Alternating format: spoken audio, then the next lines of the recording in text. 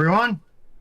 Yes. Hey Uh, there. for tonight's stream, I am hosting, and I invited Shaw on our stream. Pleasure to be Uh, here.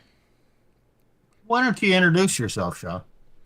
Well, my channel name is This Is Shah, and I guess my only thing that makes me kind of special is I used to work at a child support agency, and I would sometimes see the manosphere content and adjacent content, and sometimes when I'd hear references towards child support or some of those laws, and it kind of made me want to discuss more about it because I saw that there was sometimes a lot of mythology going around or things that just weren't entirely accurate. So I was like, maybe I'll share some of what I learned from there. So, Nick and I were both on Just Pearly Things for, I don't know, 5 minutes each. And Shaw was also on that stream. So that was So we February met. of this year. Was that February? Was it January, February? Something like that. Oh. Yeah, gosh. Something like Even I that. can't remember exactly. I think it was around So, February. so then after we did the stream on the Baskerville solution, uh, kind of got back into, or I got some information from Shaw. He was covering that too. So his streams on that, and then I contacted him directly. We started talking, and I started listening to his streams, and I think he's got some good points over there. He's a one man show, and so we're bringing him in here on kind of a round robin deal. But, he's not here for anything special tonight, just to be a participant. Yep. Well, it's exciting. I mean, I saw you reach out to me, and I remembered you and Nick from the show, and I've seen you guys around on other streams before. So I was like, I don't normally do the kind of discussion stuff, but I love watching them. So I'm excited to be participating in one, at least for the first time here. Yeah. So our topic tonight, well, Plutarch renamed the stream, but it's something. It's a term that I coined. R.S.V.P. I like coming up with simple acronyms. And this relates to what men need. And what did you title our stream, Plutarch? R.S.V.P. to what men expect. Okay. So think of it this way. A man pursues a woman, invites, asks her on a date, whatever.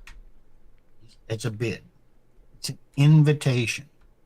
Now she needs to respond. Respond, s'il vous plaît, or whatever it is in French. Well, okay. What does that mean? What kind of response does a man want from a woman or need? And ongoing in marriage or any relationship, what does he continue to expect from her or need from her in order to have a good relationship? Well, what I've coined RSVP is three things: respect, sexual variety, and peace.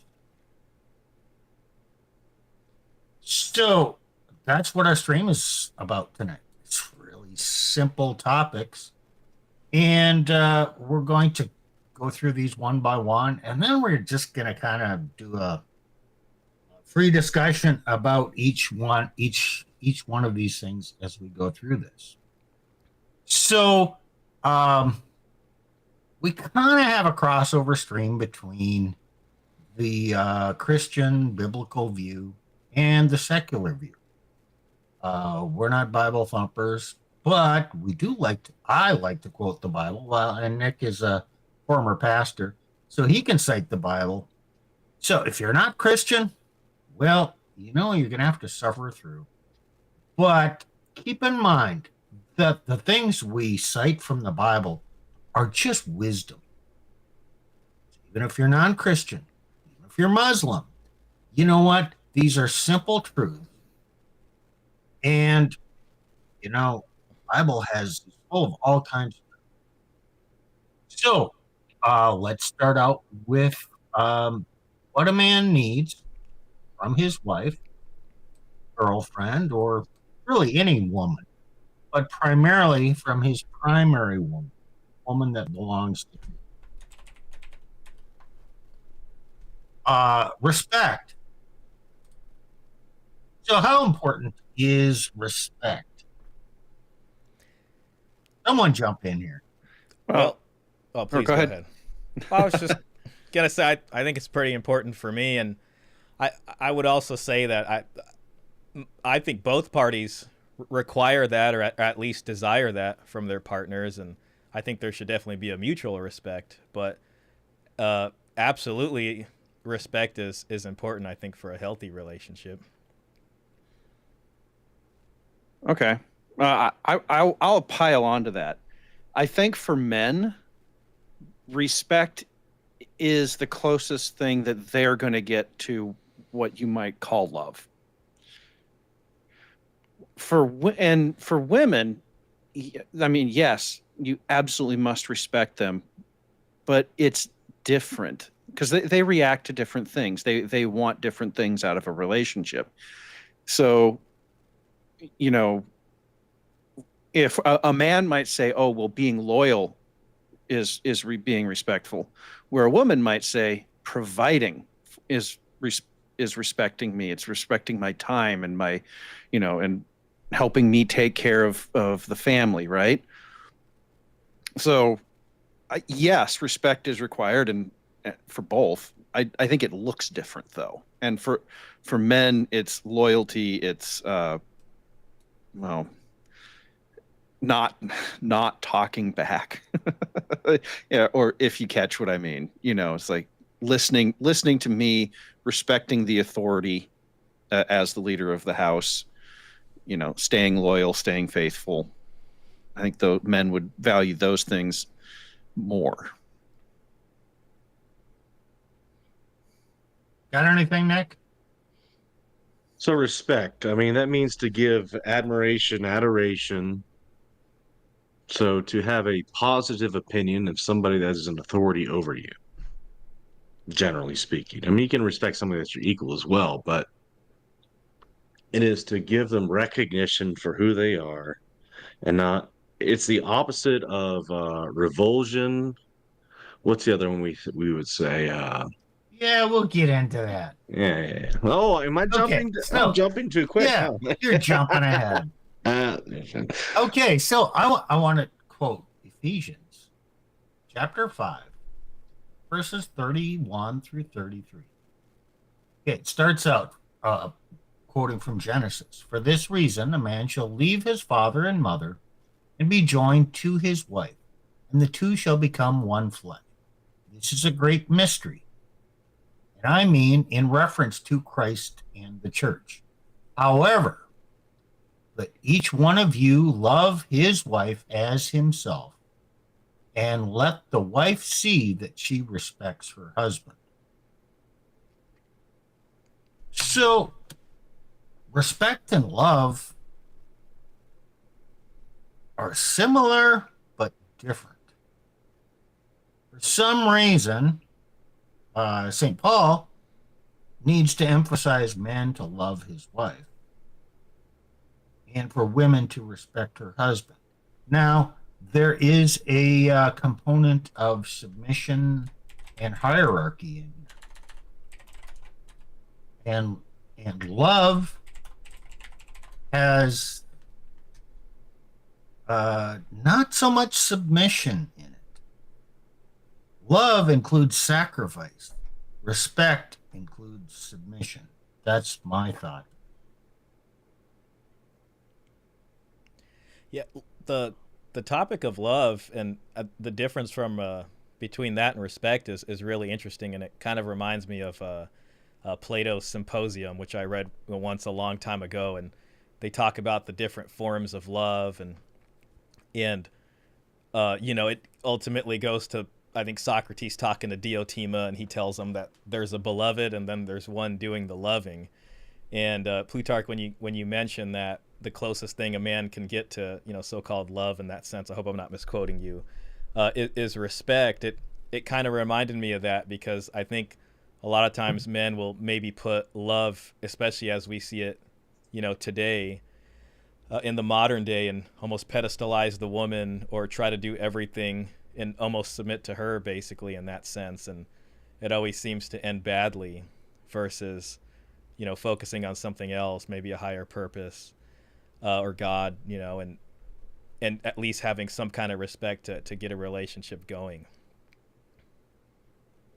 Yeah, I totally agree. I haven't read Plato's Symposium, but I think that there comes a point where there are universal truths,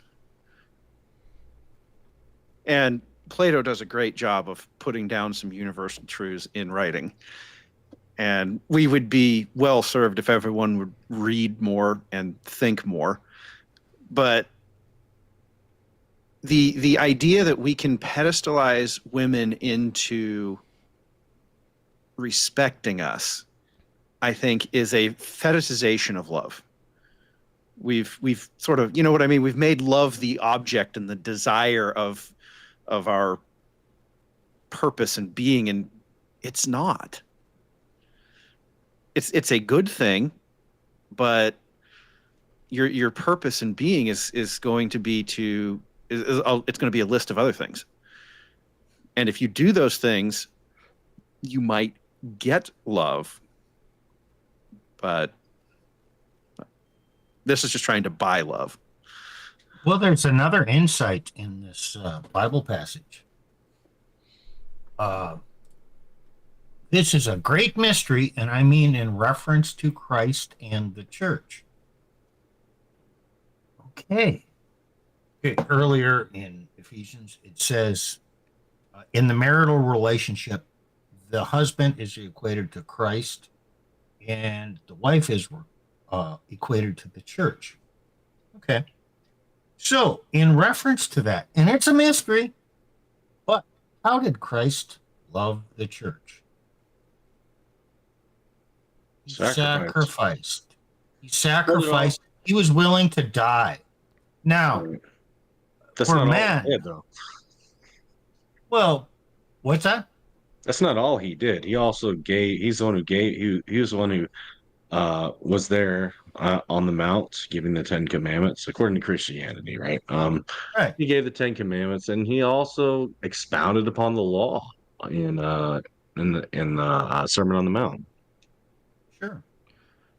Well, But I can't. Or sorry. Go ahead. You can't love somebody when you're dead. So yes, sacrifice is important. Just don't give it too easily. If you're going to sacrifice, it's got to be worth something. It's got to do something. Well, I'm talking about the willingness to sacrifice, the willingness to suffer. Now, actually, if it requires it, it requires it. Okay. Yep. But it's the stepping up to do that. That's love. And, as men, okay, this kind of resonates. I don't even care if you're a Christian. You have an urge, a desire to protect your wife physically. Okay, that is love. But that's not submission. You don't really have an urge to submit to your wife, to listen to her, to go by what she says. That's submission. They're really not called to that, but that's what the woman is called to. And respect means understanding that there is a hierarchy here, and he's got the responsibility for protecting you. Therefore, he has the authority. So there's a comment in the chat that I think is another good angle we should talk about. We fear God, therefore we respect God. Can't respect without fear. Now, I don't want to make it seem like we need to put the fear of God in women, personally haven't found that to be very useful. But what if instead she was afraid of you deciding that what if she's afraid of doing something wrong, and she was afraid of the consequences of doing something wrong, like, cheating. It's Well, that's really, a tough one. well, because You picked the worst example. I know, but do we fear God, or do we fear the consequences of or that God can deliver? Oh, we fear the consequences. And go back to Genesis. After they sinned, what did the man and the woman do? They went and hid. Because they feared what would happen. Right. So I guess what I'm really saying is, we're talking, Steve, you were talking about the other side of this, and we're, the simping side, for the lack of a better term. What if instead of simping for women, you go off, do manly things, do your job, and you don't simp for her, and you build a life for her, and she's bought into it, and the consequences of cheating become so great that she's like, I don't want to do that. That might hurt too much. Yeah, treat her like God treated Adam and Eve. He banished them from the garden. That's the tough part, in our kind of climate here, especially with the laws and no fault divorce and things like that. I don't want to drag this too far into that, but I agree with you. Go ahead. I agree with you that men should be able to focus on that and not have to worry about, at least in some sense of what we can see today. I mean, a woman can cheat, and if he's the breadwinner and is doing all the stuff he was maybe raised to do, she can go straight to the court, and unfortunately the wrong she committed there is not going to be factored in like it would have been back during at fault times. And it makes me think of, especially when we talk about like a beautiful concept like sacrifice for the family, and it's thing you can even say men naturally want to do, maybe even instinctually, especially for their children and their families and their homes. It almost gets hijacked. Like you hear segments of society, they might use that concept of sacrifice that we're all used to in the way of like, step up, you should be a real man and step up for this. I don't want to demonize single moms or anything, but maybe for a situation that might not be the best for him, like he might get shamed into a situation in a way that's almost taking this concept of sacrifice in the way it was originally meant, which is more about serving God and sacrificing maybe in other ways to then provide, and then using it against him, and then that plus the sort of legal environment we're in and the cultural environment, it gets really hard to navigate. That's important because it is hard to navigate our modern world. What do you think, Nick? Navigating the modern world? Yeah. Well, about anything we've said here. You haven't talked for a while. Yeah, I've been trying to get my Twitter feed to go. So, Yeah, Nick's having some technical difficulties I'm having today. technical issues I'm trying to fix. But Okay. Well, Shaw, there's an interesting point here, or it's a question, and I want your opinion on this. Okay. If the state can take away all consequence for female poor behavior, why would she ever? Is it even possible for her to ever truly respect and love a man? Oh, that's an excellent question. I mean, because I think a lot of what you see now, especially with that option being presented for women to take, like they have this out, so you can go up there and say the vows and promise to do this till death do you part and everything, but you do have this mechanism that comes in the way that sort of enables the breakup of marriage. I would like to be charitable and say, their belief, maybe their religious moral belief, would hold them at least in their hearts to that standard of living up to that ideal. I do think it becomes a heck of a lot harder for them to do that, especially when they're inundated, especially through media and everything else, of wanting to take power maybe where they shouldn't be in that relationship.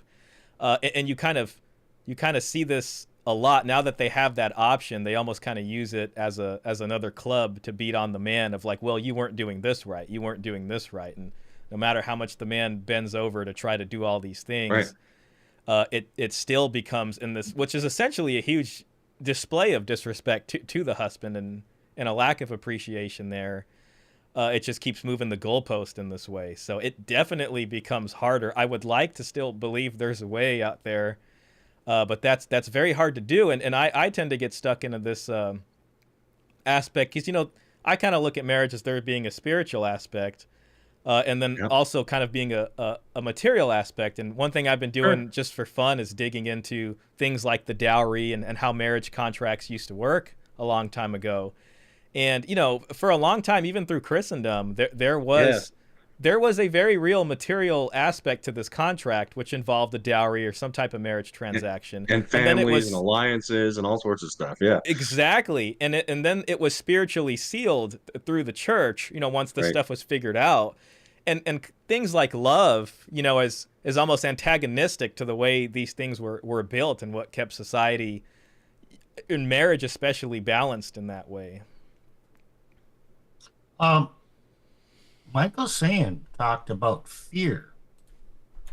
Now, we're not talking about threats here, but the fear of consequences is kind of a basis of both Christianity and Islam, that if there are consequences to our behavior, we do. Okay, so let's just talk there.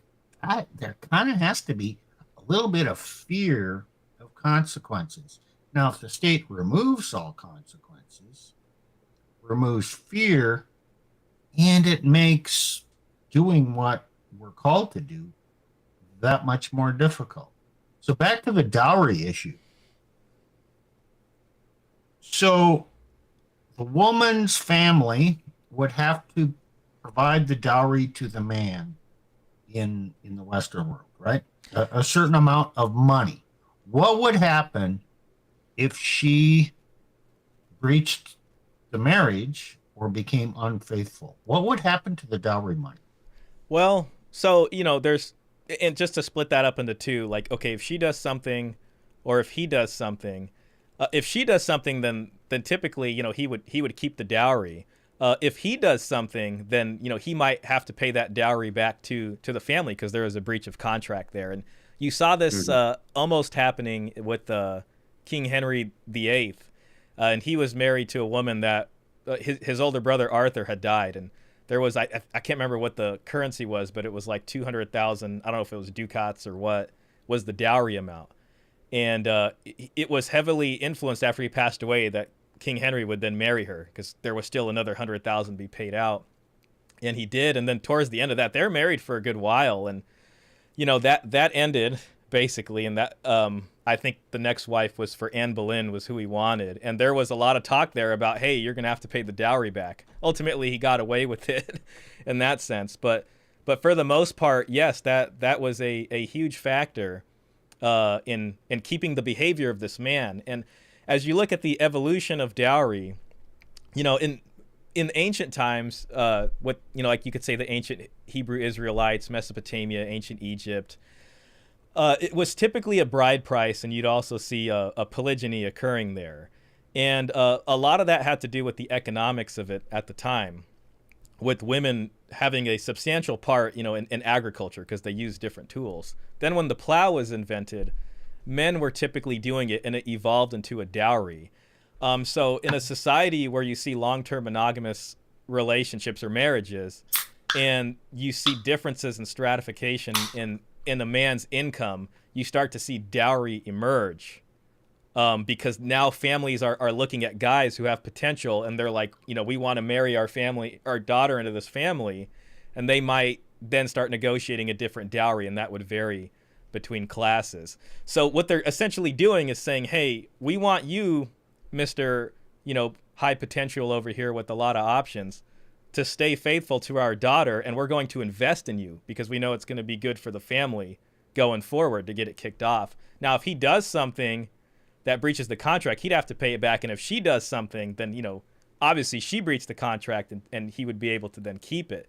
As far as divorce goes, that part maybe I'm not so informed on. I know typically that would, I know the church didn't exactly do divorces. It was annulments. But so in that case, however they would take care of that consequence, would probably be different. Probably without a divorce, but, perhaps Nick can speak more to that.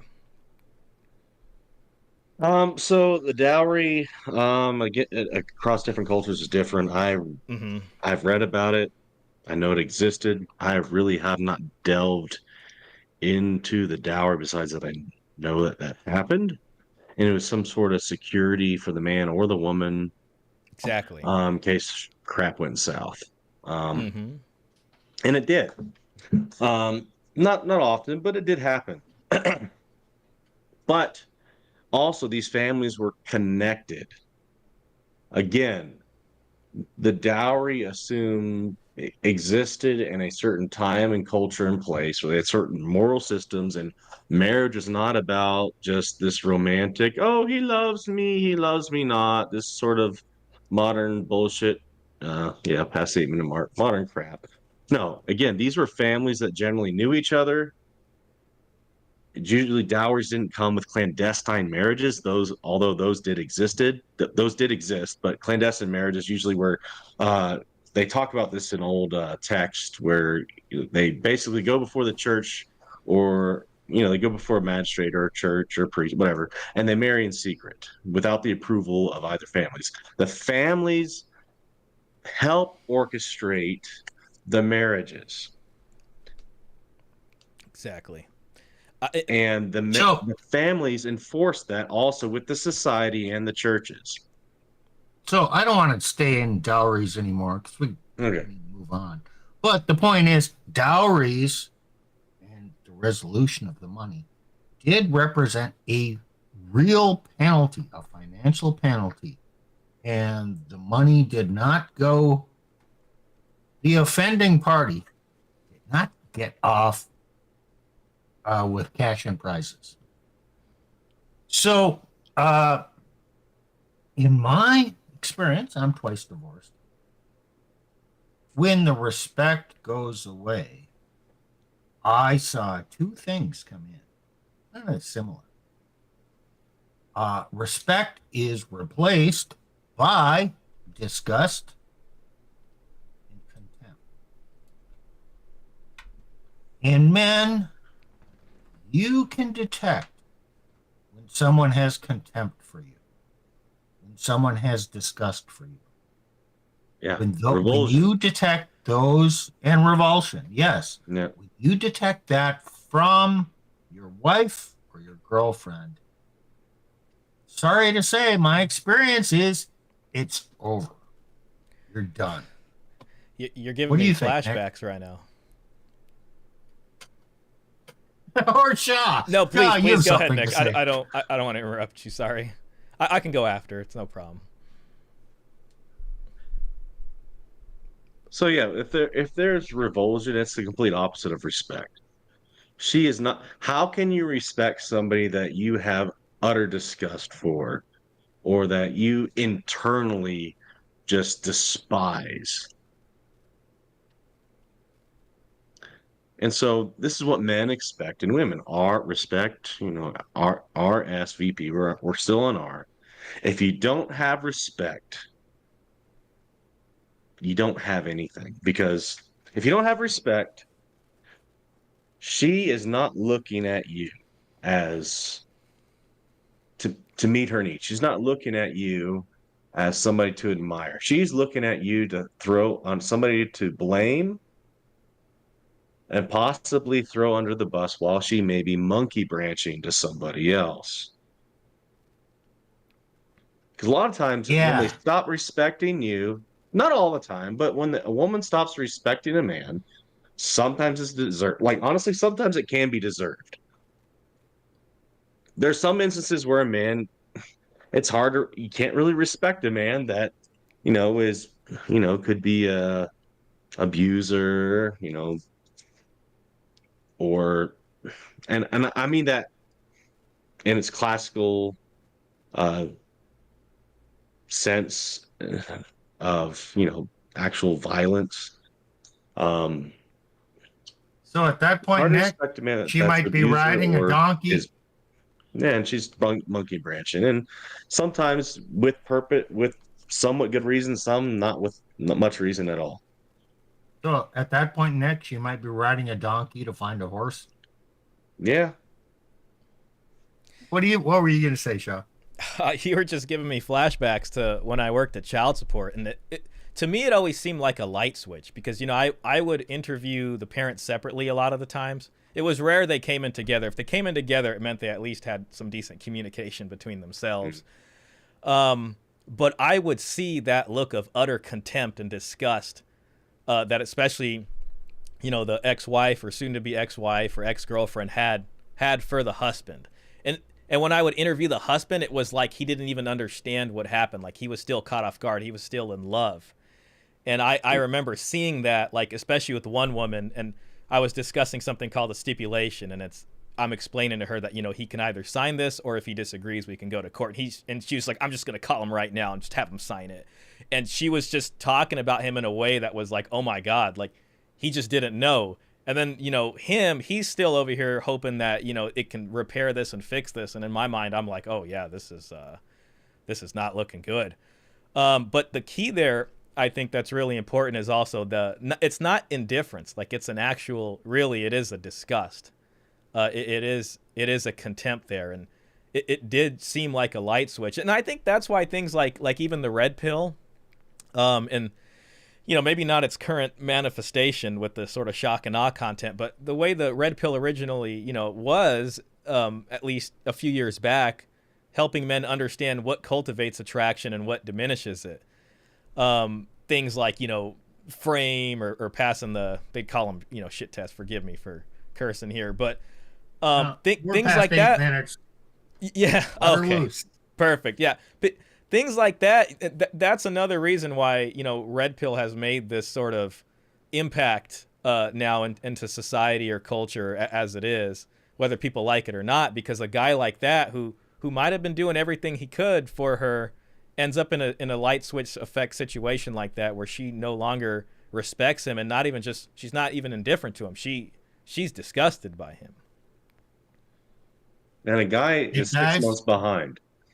Okay, guys, let me tell you this, and I want someone to refute me. I don't think it can happen.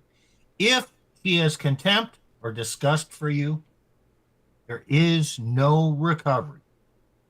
She can pretend, but it's gone. It's done. Period. Do not pursue her, because it will just confirm, and she will get more disgusted by the simp who is pursuing her and trying to convince her otherwise.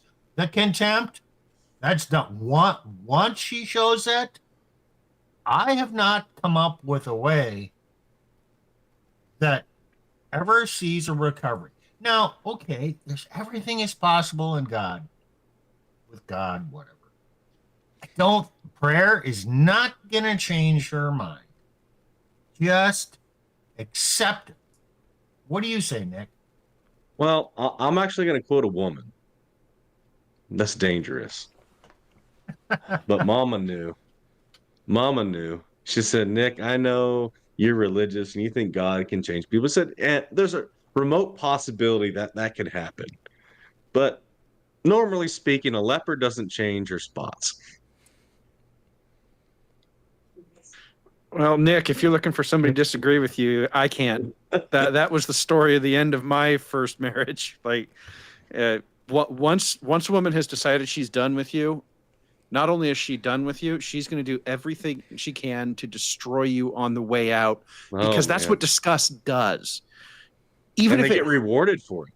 Well, even if they don't get rewarded for it, like they destroy your ability to go, work a high-paying job to make money, I'm sure Shaw can fill us in on the details Yeah. there of how that works.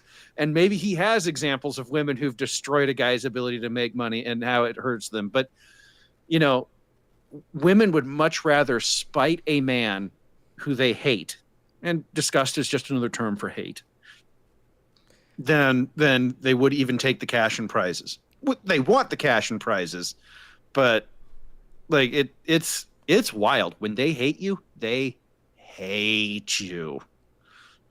Oh gosh, yeah, I can't disagree with that. I mean, I'll try just for the fun of it to see if I can offer a refutation, Steve. But Okay, Plutarch is right here, and the more, I mean, like you say, you got to stop just pursuing and simping them, because the more you do that, it will just make them more disgusted with you. And like Plutarch says, it is like there's no such thing in that situation as, okay, let's just go our separate ways, everything's cool. It's like she wants to rip your heart out and destroy it, and sour every single good memory on the way out. If I was going to offer a refutation, I think it's something that, especially people who are religious, I would say especially Christians, because Christians believe in, till death do us part, and oftentimes the husband still believes that. And I don't know if you can ever truly win her back, so I don't want to sell that or say that at all. But Red Pill will talk about something called what they call abundance mentality, as opposed to one-itis. And a lot of times when I read stories about people's breakups, you'll hear it's like, okay, we went no contact, and the guy starts pursuing other women, and he starts rebuilding a life somewhere. And then somewhere along the line, sometimes that woman comes back. And, the answer should probably be no, I don't want nothing to do with you. But she will try to come back and get him to either maybe leave that girl or something like that. So I think, unfortunately, the only way, if there was ever going to be one, would involve, pursuing other people and completely forgetting about her. Now, when that comes to someone who's religious and wants to do everything to save their marriage, it's not like they can be a kind of quote unquote amoral red pillar and say, okay, forget it, or you're nothing to me, I'm going to go chase 5 other women right now and make you jealous, and you can see how happy I am, or whatever.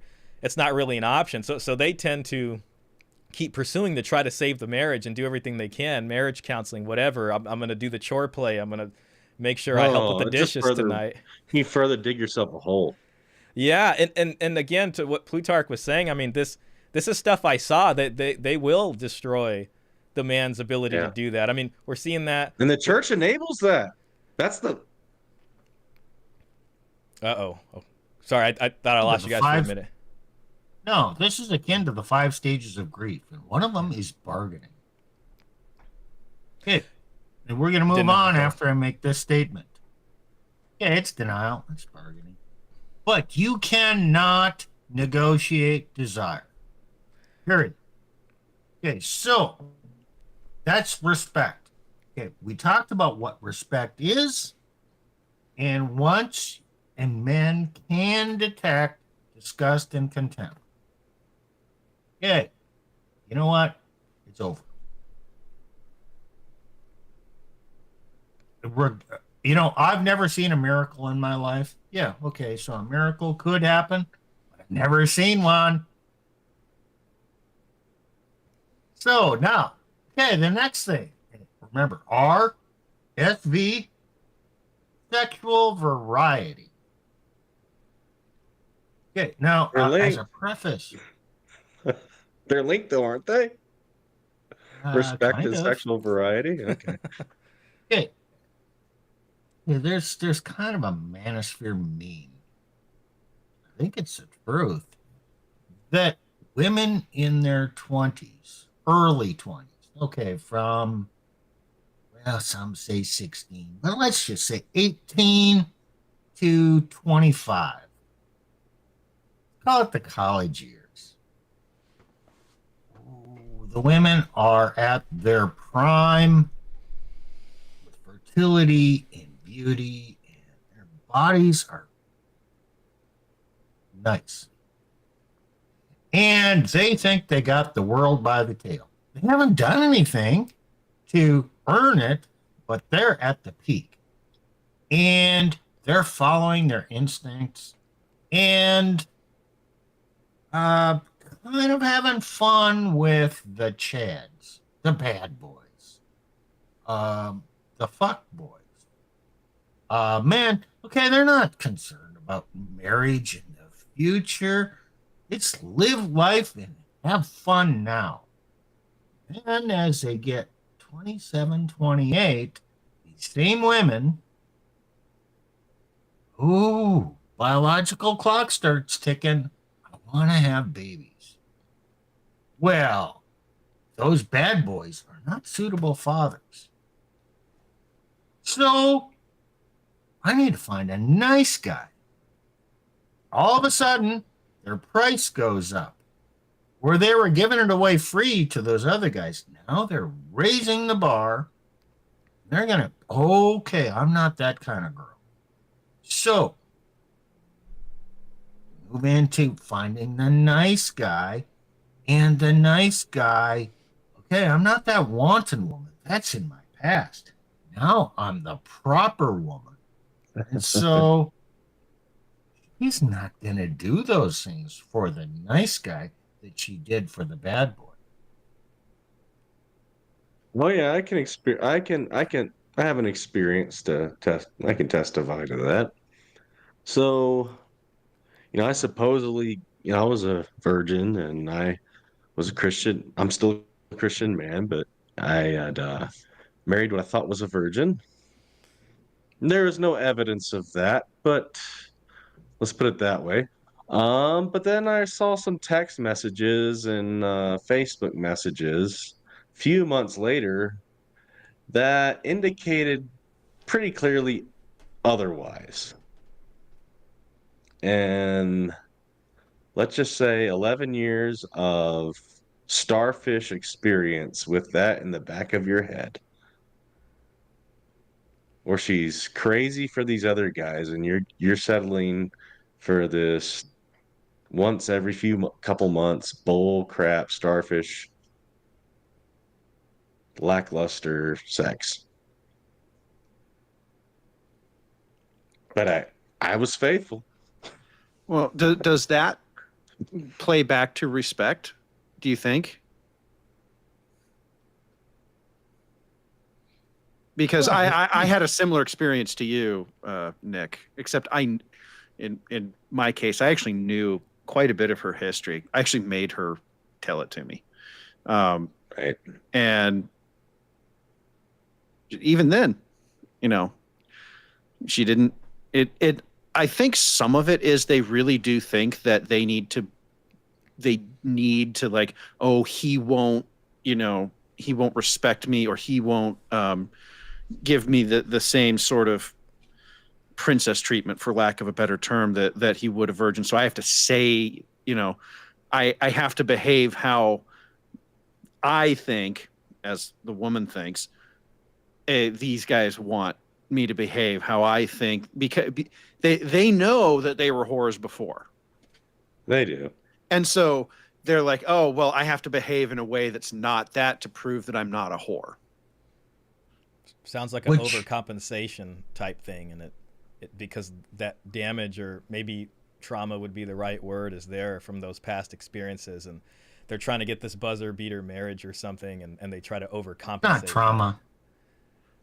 Pearl, in her last two streams, last couple days, just is right on target. I mean, I've seen that. I think this is the best. These are the best things Pearl has ever said. She's talking about religious women, or women who, once they hit about 27, 28, they get religion and they come in the church. Now, born again, whatever you want to call it, they found Jesus. Now, I'm a new person in Christ. My old past has gone away. Now I'm this pure person. So now I can command a higher price, and I'm not like that anymore. Kind of makes me think about what we were talking about earlier with hijacking sacrifice. And, Nick, unfortunately, I don't know if this is exactly what happened, but from what you described, it's like this is someone who is enjoying, kind of those years. And then when they go to the church and they find someone like you who's conditioned, and brought up with these values of sacrifice and things like that, they kind of go in there and almost target someone like that. I'd hate to use that word like in a predatory manner, but My family Go uses ahead. that. My family uses that yeah, language.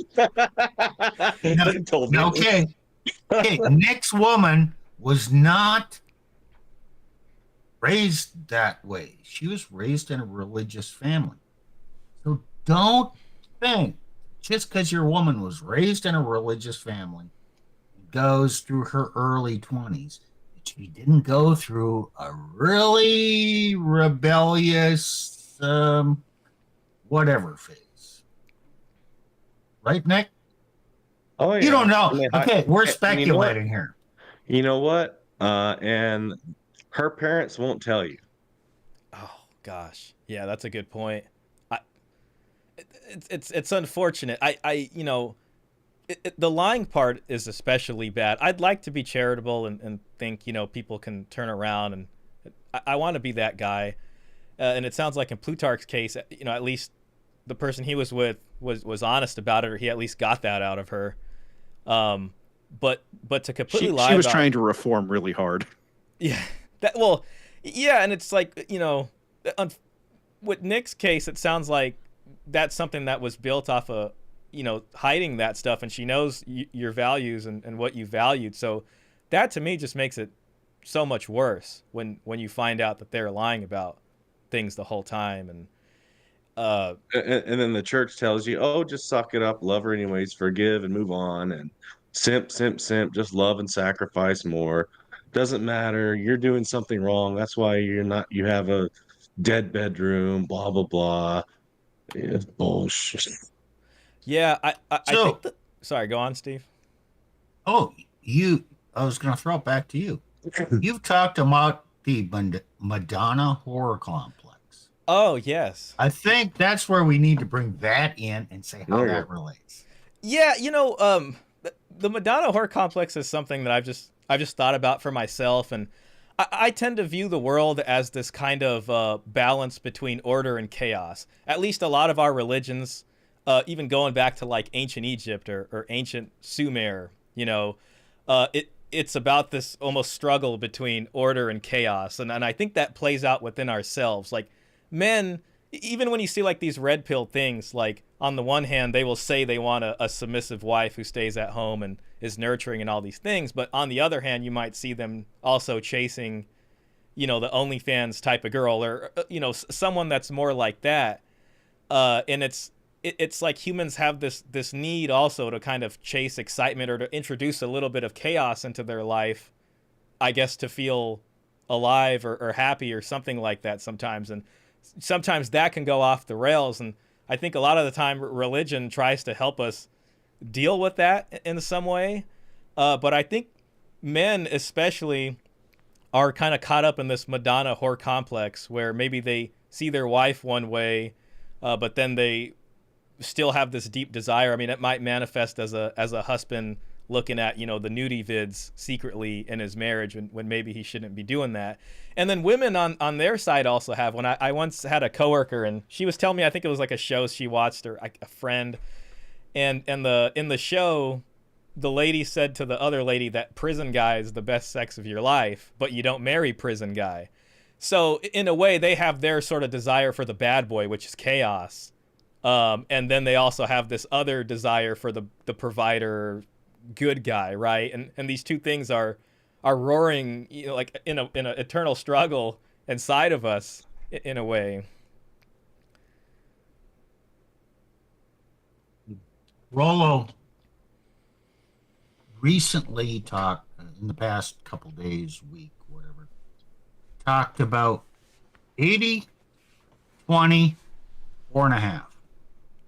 So that bad boy, we say that, like 10% of the guys get all the action, and 80% of the guys women don't see. Okay, so there's that 80% that they don't even see, they don't even think about.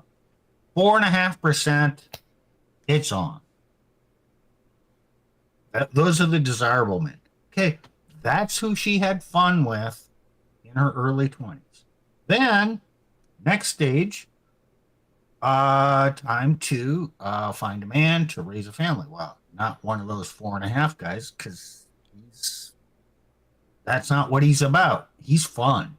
No, I need a stable man. So that 20%, that nice guy who's got good income, engineer like me, kind of boring, not so bad. Yeah, okay. But I need to be the Madonna for him. Pop out a couple kids, move into the mid 30s or 40. You know what? He's pretending to be this good girl. Maybe didn't even really wasn't attracted to this guy. And all of a sudden, okay, there are two sides to her, the Madonna and the whore. They exist all the time. And you can't get that need met in the marriage, so therefore she looks outside of the marriage or has to end the marriage.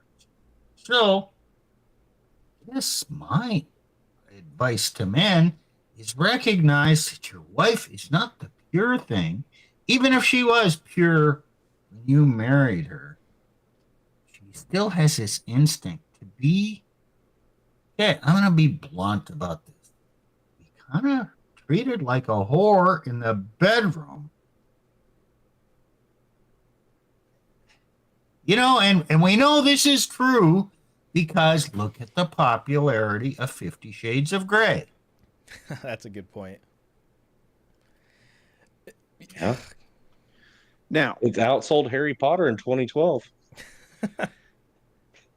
now we do have to make a point here, guys. Understand that the law is not on your side here if she ever decides to bring this stuff up. So there's a balancing act that I think that you're going to have to do as a guy, where if she actually does respect you, she's going to be okay with a lot of stuff.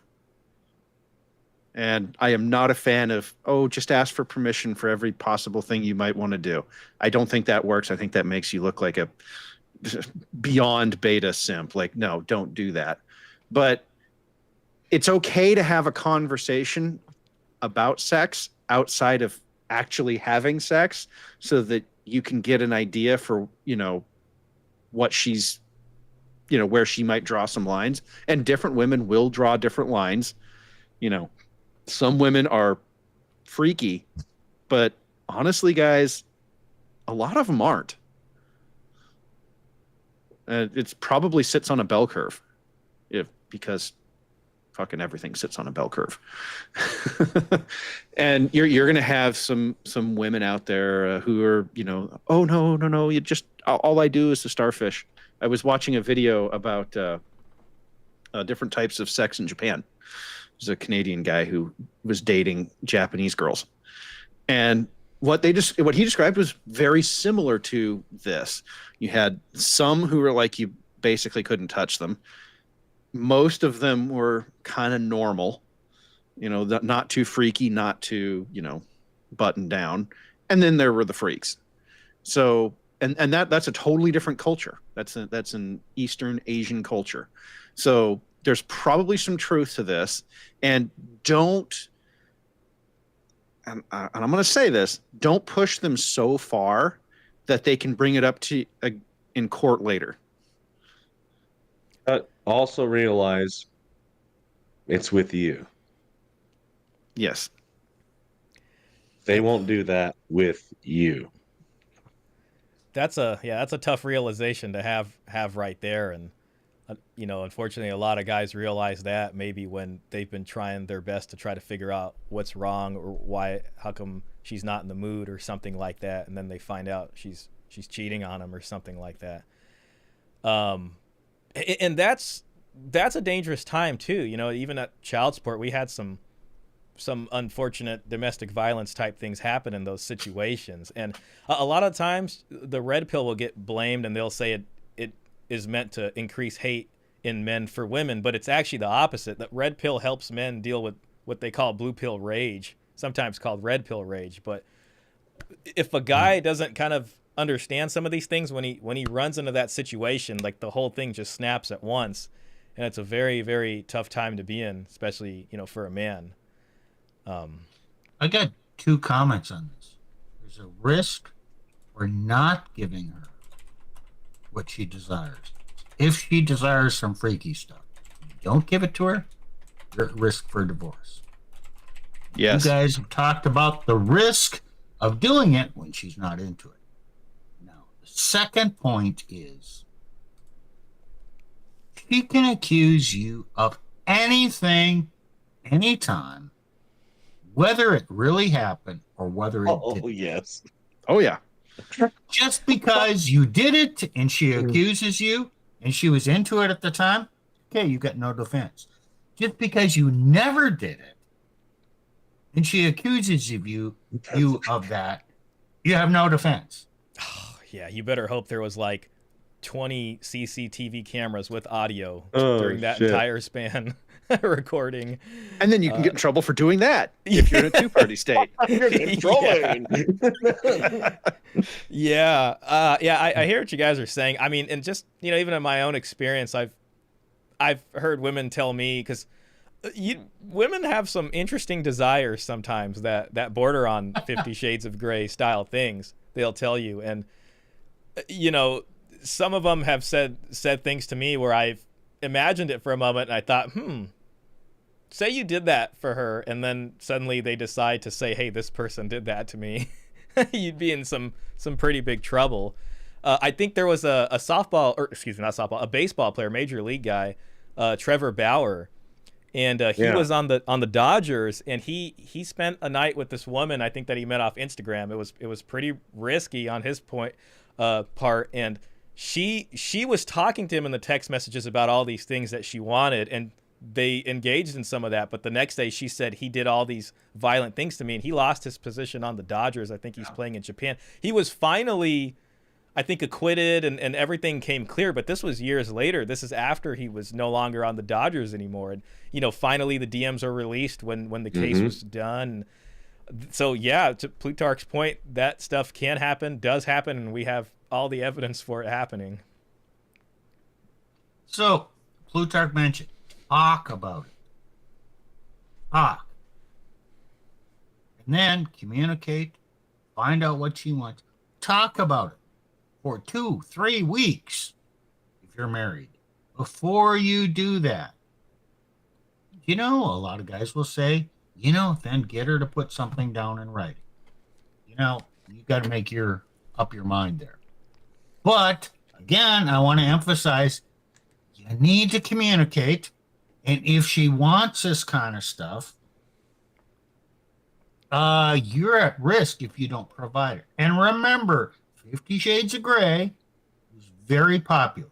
Now, one of my other comments was sharing of fantasies, desires, and even kinks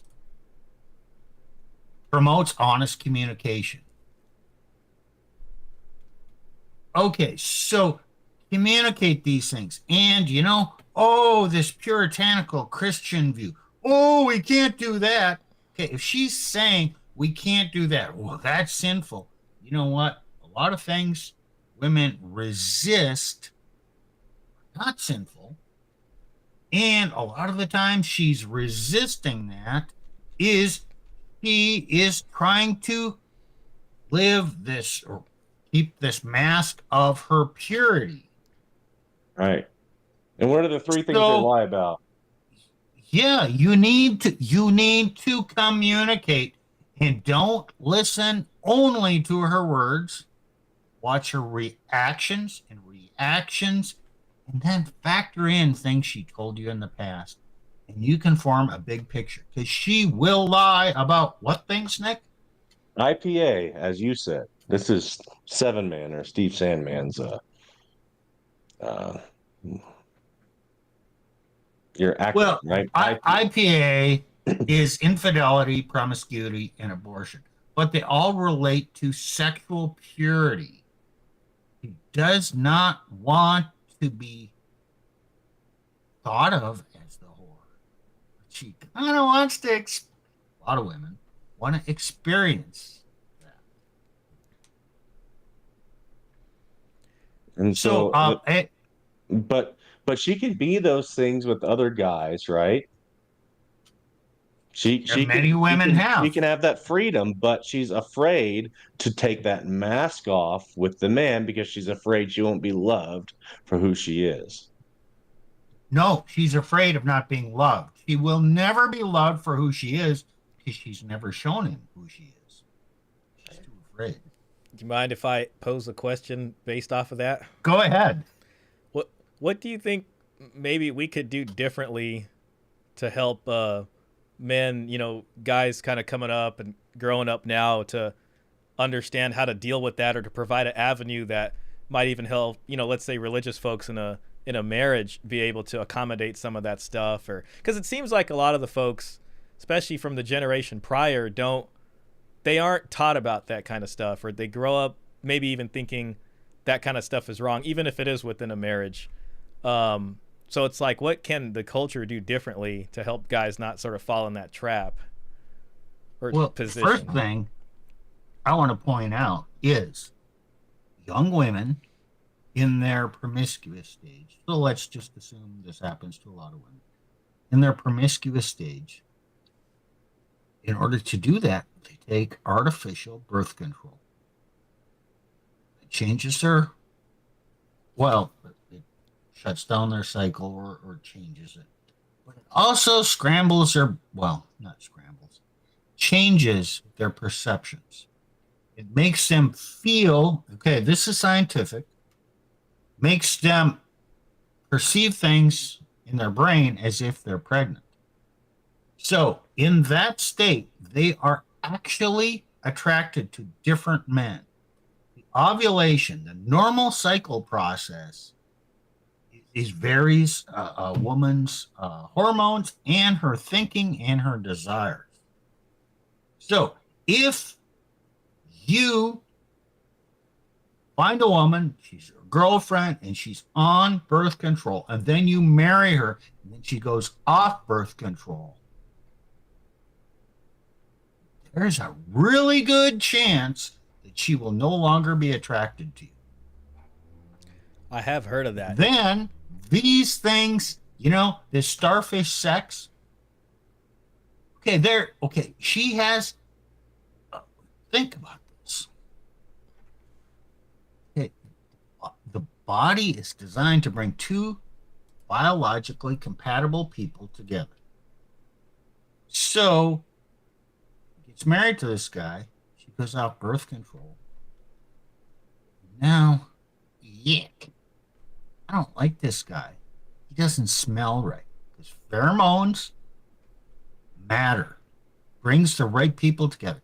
So now he has physical disgust. You married the wrong woman. If you were on birth control, you screwed up the whole meeting, dating, selection process. You think God's going to fix that for you? So, what can we do? So, we tell young men, okay, you know what? He's on birth control. Probably not best not to marry her. Oh, but you had such great sex while she was on birth control and you didn't have to wear a condom or anything. Well, yeah, you're not supposed to do that. You don't think there's any consequences to your behavior? Yeah, it's funny you bring that up. I read about that relatively recently because I didn't know that before. And when I actually read that, it was like almost shocking to me. I didn't realize that's what it did. It actually changed. And I've read accounts from women themselves who said, we got off birth control and I'm not attracted to my husband or my boyfriend anymore. He's really great. He's real, I really love him and everything, but it completely changes, which sounds like a complete nightmare situation to be in.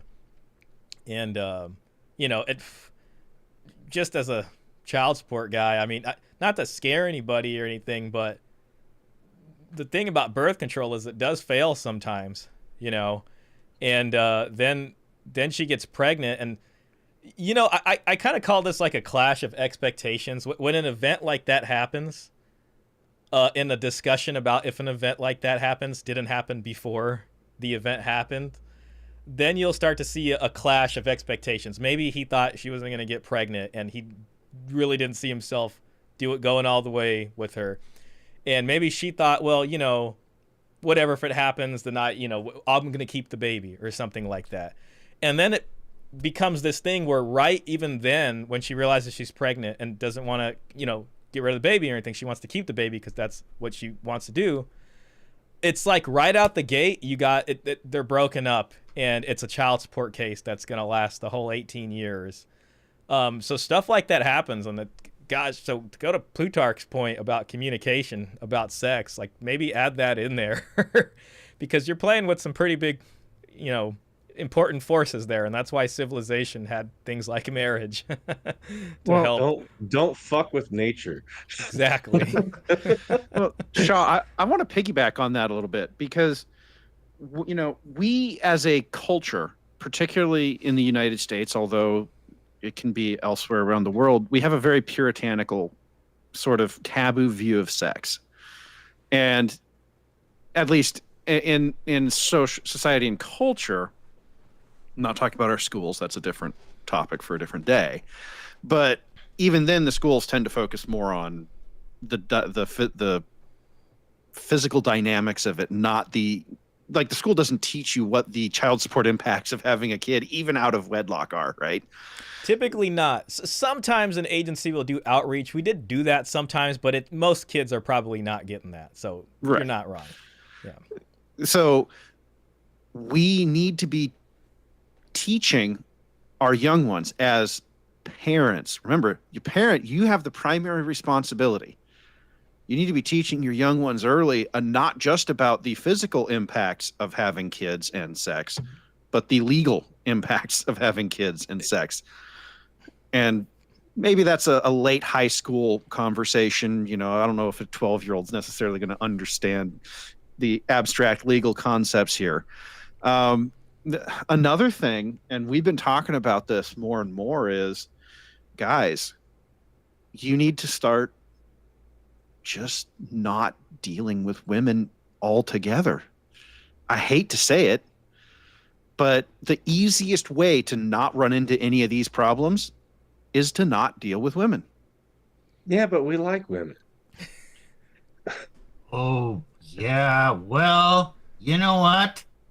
Tune in Saturday on Venus because we're going to go through what's happening in China.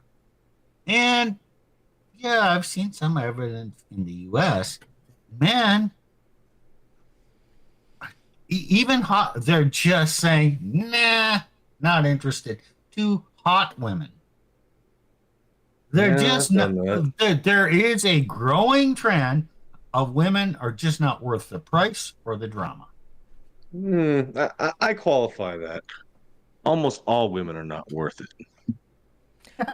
I'll hang out for the unicorn. It's okay. Well, remember, I say this, and Shah, I don't know what your marital status is, and you don't have to say if you don't want to, but I say this as the only guy in the room who has been on streams saying that I'm married, and my wife will be on stream on Saturday talking to Nick and Steve about this. But, and even then, one of the things that I had to have a conversation with her about this, and this was not an easy conversation to have. So she is Russian. She has a Russian passport still. So the only way to bring her into the United States legally, which maybe I shouldn't have done, given how easy it is these days, was to get a marriage license. Okay, well, that meant a formal marriage and all of that. But we're not having kids. You know, I don't blame you for that. And I'll just to be, you know, transparent. I'm not married. I'm recently single. I've been in relationships, but not married. And I can understand that. You know, I kind of have this thing where I kind of call it walking through the fire. And, you know, I've seen so many cases cross my desk, so many judgment orders, and I've seen a lot of bad ones maybe a minority of dealable ones where it's like, I guess I could take that hand if I had to. But you know, I if you find that it's worth it, I mean, you know, maybe it can possibly work out. And I hate that that's basically the hope strategy there. The not having kids thing is interesting.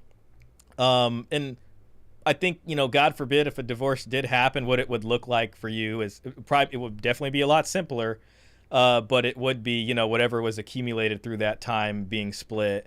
And then if your income's higher than hers, or if she's not working or something like that, probably some alimony and things like that. But like in my mind, when I tend to deal with women, and sometimes I think, like, because I can see the calculator right in front of my eyes all the time. I'm like hallucinating it, you know, and I think, well, you know, I guess if it did happen, what would it look like? And in my mind, I'm already hearing when they're telling me what they do for a living, what that would possibly look like. So you know, and I know it doesn't really jibe with traditional living, because most men, you know, especially religiously, maybe want to be the provider, or are the provider, expect to be that. But kind of in the new world we're living in, you can kind of help take off, you know, some of that impact with, if you guys both have, you know, similar work or you know, levels of income or something. And I know that's not something probably everybody can do, but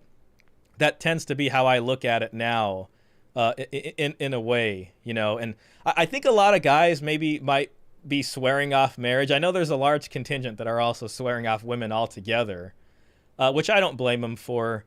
But then there's some guys who are like, well, you know, they're going to sleep around or whatever, and then try to avoid marriage. And I do hope that men and women can come with figuring out what a negotiation for a good marriage can look like.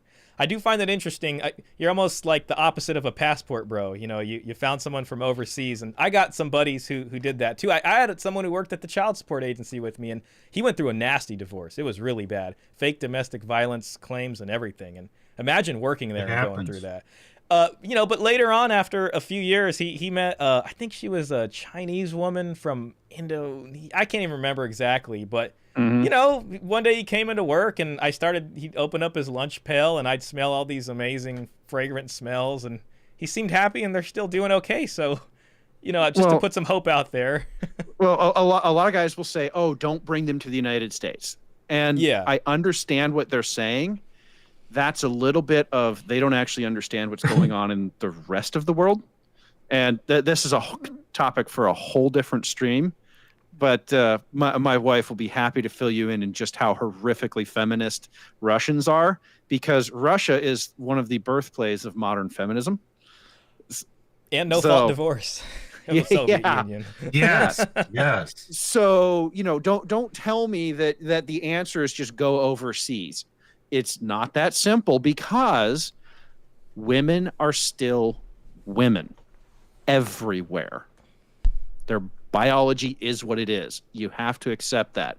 So I said, no, I can do better. I can have a better life here in the United States. I can work in the United States. I can make more money in the United States. I'm going to bring you here, but we're not.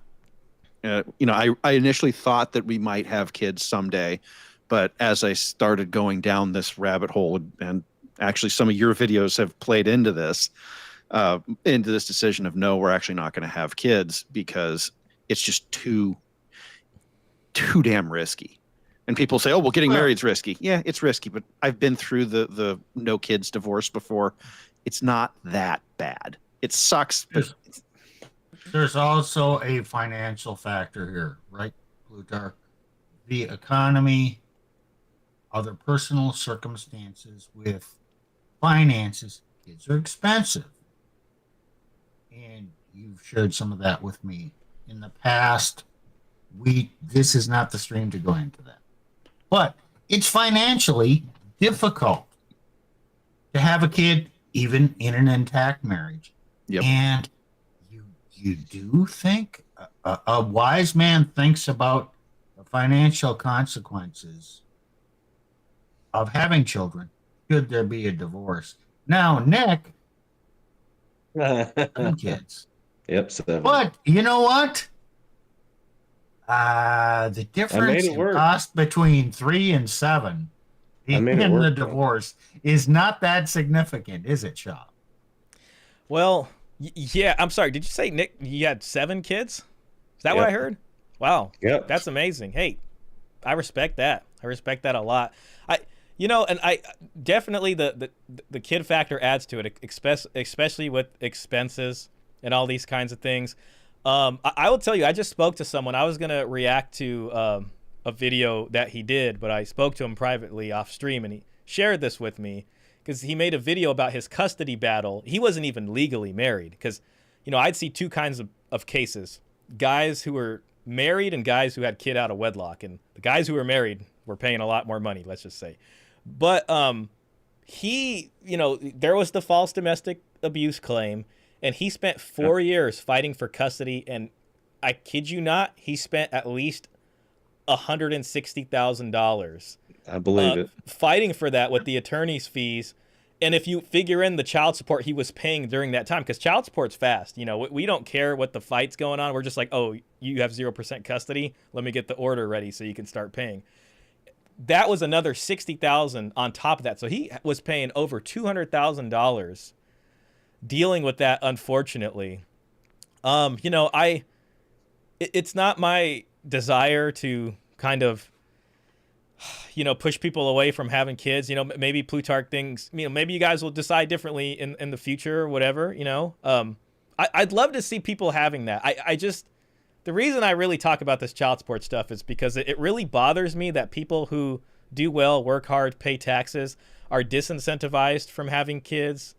And then folks who, to be frank, are living off welfare or don't have a above the table job are almost incentivized to have kids, or the system's a little bit less terrible on them. And it's like, oh, that's backwards, isn't it? Like, isn't it supposed to be when you work hard and get a great career and do all these things that you want to have as many kids as you can? But they make it so hard, and that's the part that's it's a tragedy. It is a tragedy.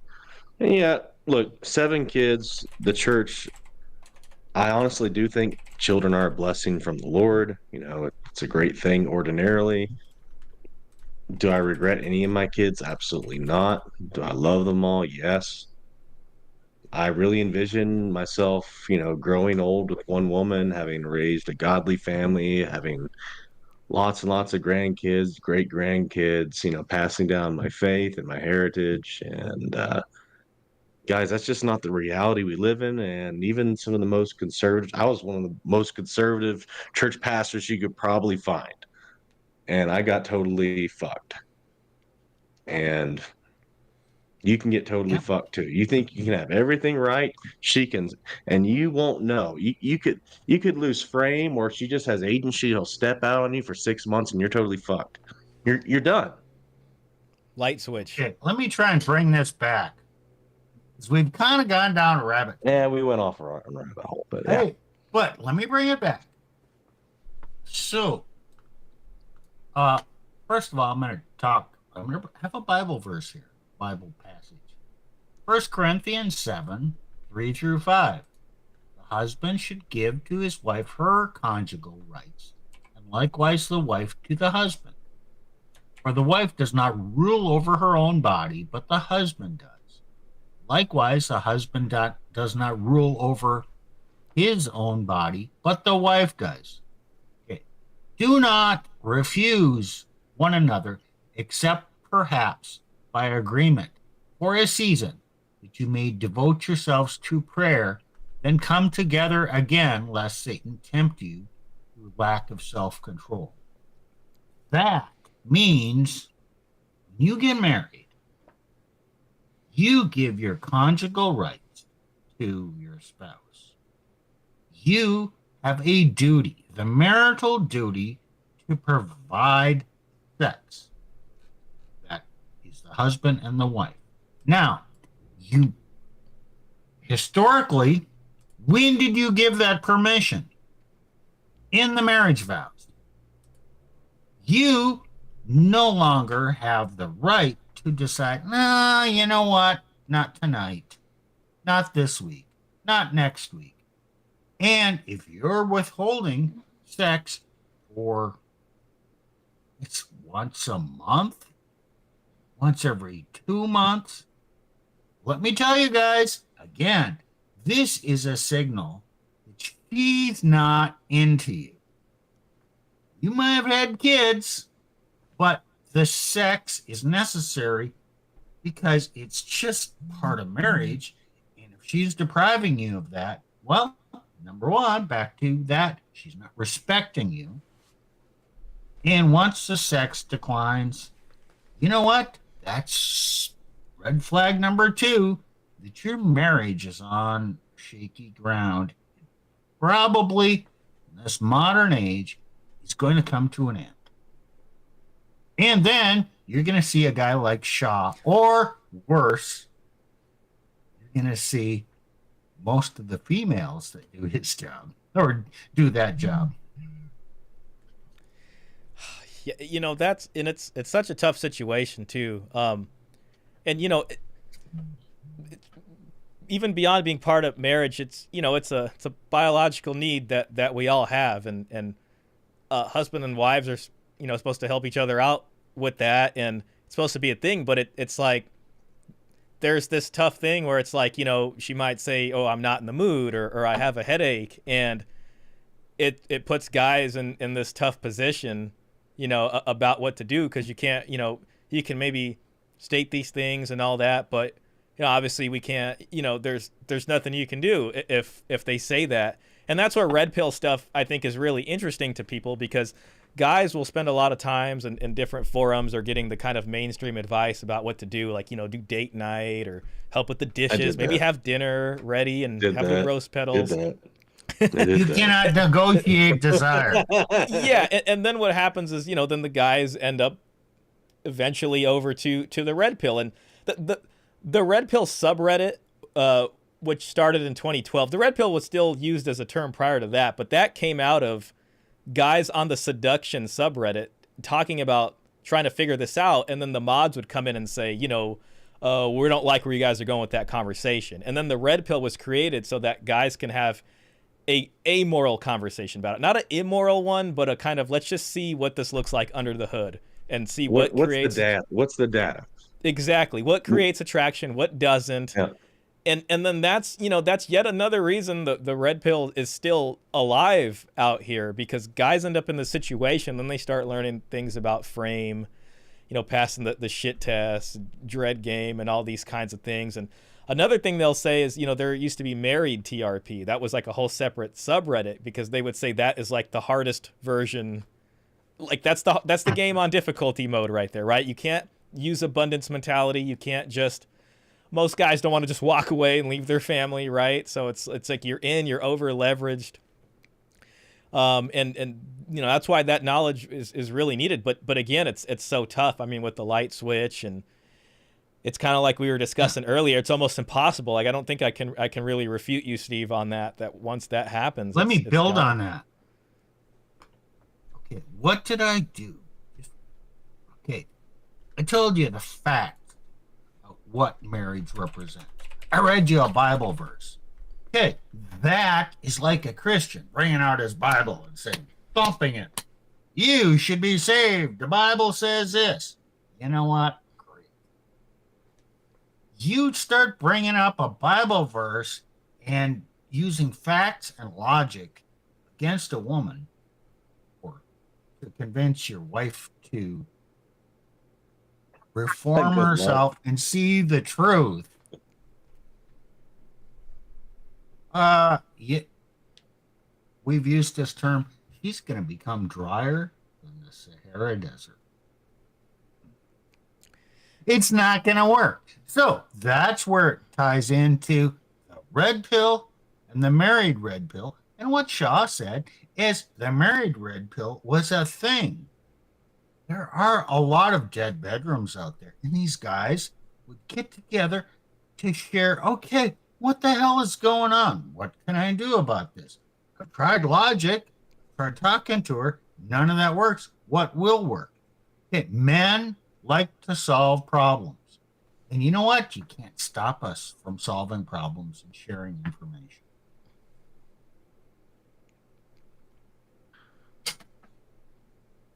There's See, one I'll thing. go further. Oh, go ahead, So, like, Plutarch. Yeah. this was a problem in the. You'll find this in the church. You'll find this, especially some of the more evangelical guys. There's a way out, but the problem is they've rejected science. A lot of them, I'm not an evolutionary guy, but they reject observations. They reject participating and gathering data from what can be observed and tested. They have rejected the light of nature, but actually, so they don't want that. They think they have to go everything back to the Bible. Well, the Bible doesn't tell me this. Well, the Bible doesn't tell me that. Well, the Bible wasn't meant to tell you every freaking thing. So Nick, you're saying that the Bible doesn't tell you how to do an open heart surgery? No, it wasn't meant to. Well, what if I think we've said this a few times now. The Bible, the Quran even, they are intended to provide moral frameworks by which to judge the data you receive and how to act upon that data. They don't provide every answer to every question. No, right? Stop treating it Yeah. like it's meant to. Like Yeah. That's I think that's a great perspective to have, especially Nick, what you're saying, and I think when you say people treating it like it's meant to, that kind of leads to this thing where people might try to find any verse they can to cram it into whatever interpretation they have to fit it into whatever box. But yeah, I mean, I'd agree with that, and ultimately we are, again, that order versus chaos. We're always encountering chaos, and the X factor that I always look at is technology. Technology has changed so much about dynamics between men and women and just human relations in general.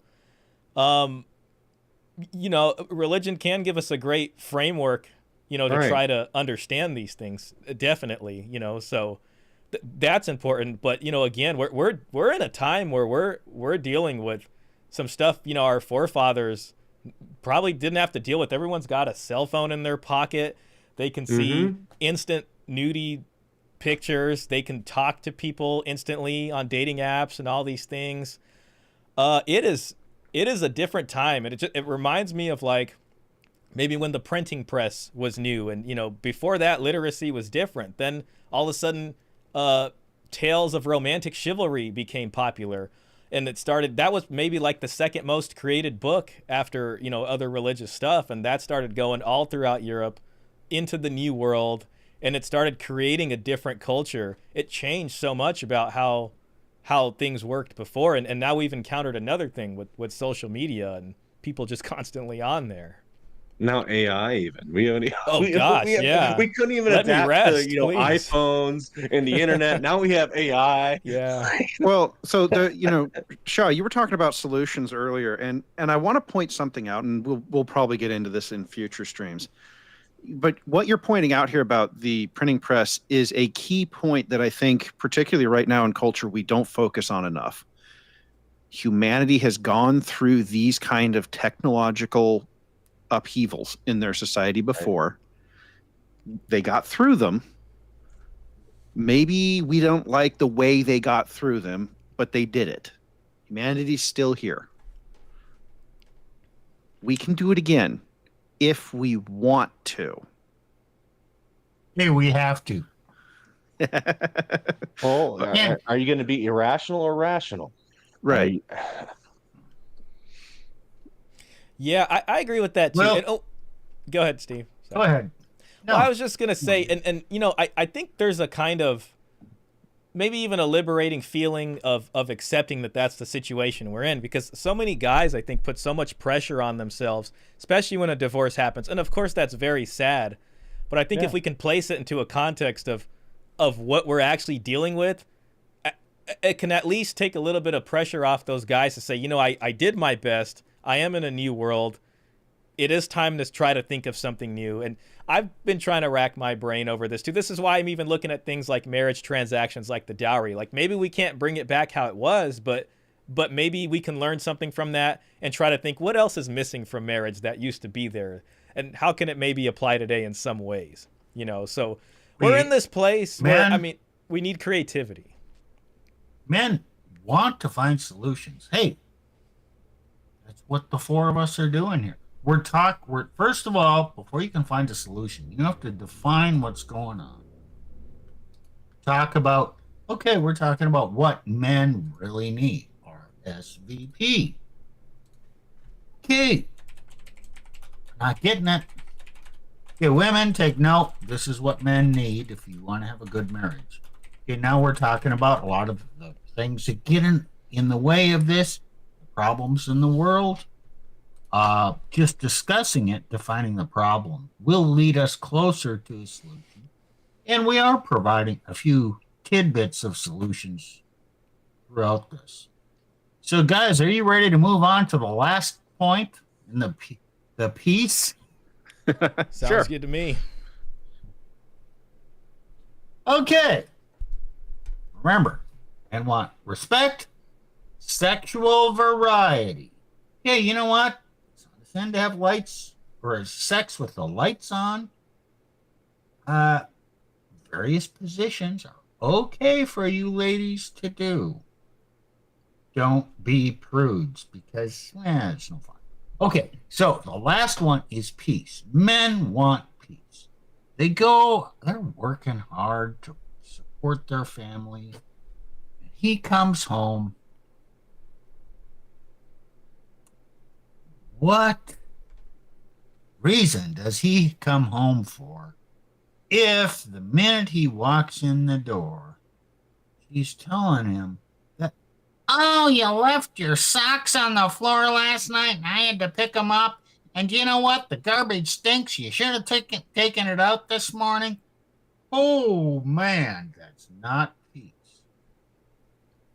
And from Proverbs 21:9 says, it is better to live in the corner of a housetop than in a house shared with a contentious woman.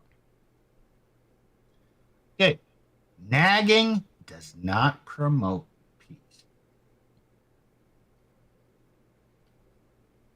Okay, Steve. Now, I'm opening it up for the panel. Okay, Steve. I'm going to go back to respect again. In my first marriage, there was a lot of nagging to the point where she thought that bringing in a marriage counselor to help nag for her was going to improve things. At the same time, the respect is very clearly dead and gone. So basically, it was just do some chore play and it'll all be okay. Trust me. That Now, worked. yeah, it did. Well, there was a divorce. I'm going to draw from my relationship with Elena here for a little bit because she did a little bit early on, and I actually just wrote it off as a shit test. Women will shit test you by nagging you. Okay? You deal with it. You can talk about, you can even talk about it, say, no, one of the things I did, because it was always about the garbage, because the garbage smells bad. It's like, I will do that when I get time. It'll be tomorrow, or I'm doing that on a schedule because the garbage comes at a certain time, and I don't want to fill up the thing, right? So in some cases I just said, nope, here's what it's going to be, or no, I will do that in the future, and you just kind of put it down, right? She doesn't nag me much anymore. She's kind of learned that one of two things is going to happen. She's either going to find out why it hasn't been done yet, and I don't necessarily, I'm not super sweet about it either. Oh, sweetie, nah, I will do it. No, nope. I'm not terrible nice about it if she gets in a nagging mood. And if it's, something new or whatnot, sometimes the woman is in womanese trying to tell you that there's something that needs your attention. And I have actually done this to her where I will say, because you did that, you now get to go do it. You now go get to do the thing. Or because you said that, well, I'm gonna wait a little bit longer now. It's a consequence on her actions, but it's one that I control. And what's the worst she can do? Oh, well, he didn't take the garbage out when I asked him to, blah, blah, blah, blah, blah. Okay, whatever, like, so sometimes don't take your women so seriously, guys. Just, That's a great point. I mean, you can and you will be shit tested. That's definitely true. And it just reminds me of some of the stuff I used to read on like the Red Pill forum, because they discuss it, and they discuss or share strategies, and some of it would be like ignore, maybe pressure flip. One of them I remember was agree and amplify. So I guess to use your example of the trash, if she's like, oh, why haven't you taken the trash out? You can say, well, because I'm planning to just let the whole house get full of trash. We're just going to live this way now. You know what I mean? Like that would be an agree and amplify, like where you take it to the point of absurdity that it's like, it's funny, and it's like, oh, it makes her kind of understand. I can't, how ridiculous it is. Like, of course I'm going to take out the trash. You know what I mean? But so yes, I mean, you're right to bring that up. It will happen. And it seems like for a lot of guys, the marriage is almost this death by 1,000 cuts type of thing. Where it's like you fail one of those, and then another one happens, till pretty soon you've walked down the dark alley and you don't even know where you're at anymore. What do we call that? Well, Betatization by 1,000 concessions. Yes, that's exactly it. And you know what? This is because the man wants peace. Yes. I just take the damn garbage out. Maybe she'll shut the fuck up. Have some peace. Okay, you've just trained her to be your boss. Oh, shit. And now it's going to come back and bite you in the ass another 150 times. That's the unfortunate truth. That's how it goes, and then pretty soon you're bending over backwards, trying to do everything, and you don't know why it's not working, because you thought that's what she wanted, but really it was this different kind of dynamic between you guys, Steve? Oh, yeah. I had a phrase run through my mind as you were talking. Si vis pacem, parabellum. It's Latin for if you want peace, prepare for war. Oh. There's an aspect in my experience of dealing with women where you're going to have to be a little bit hostile. Not a lot, but you're going to have to, if you prepare for war, much more likely to be peace. So how are you going to organize your marriage? According to the feminine way or the masculine way? So you look, how do men do things? Get together in a group and we establish a hierarchy. And you know where you're at in there. Someone calls the shots and tells other people, we know this in jobs. My job, I have a supervisor. He assigns me my tasks. I do them. You know what else? If I screw up, he can discipline me. It works. I respect him. That's his job. It's my job to do the work. Okay. Is he my equal? No, he's not my equal. He's not better than me. I could do his job. He could do my job. And we'd be in a different hierarchy. We are not equals. Okay, we're different. But when women get together to do something, try and set up as a democracy. Oh, we're all equal and we're going to all deal with this as a group. Okay, what is marriage? When she's telling you, nagging you what to do, she's trying to set up your marriage. It's two people, partnership. We each get a say. Bullshit. Chaos. Bullshit. There you That's go. chaos. There is a hierarchy. Now, to all the men out there listening, are you going to live in a hierarchy or a democracy? Because a democracy means your wife is equal to you. She's going to nag you more, and you're going to want the peace, so you're going to accommodate her. So, in a democracy with your wife, You lose. you are going to serve her.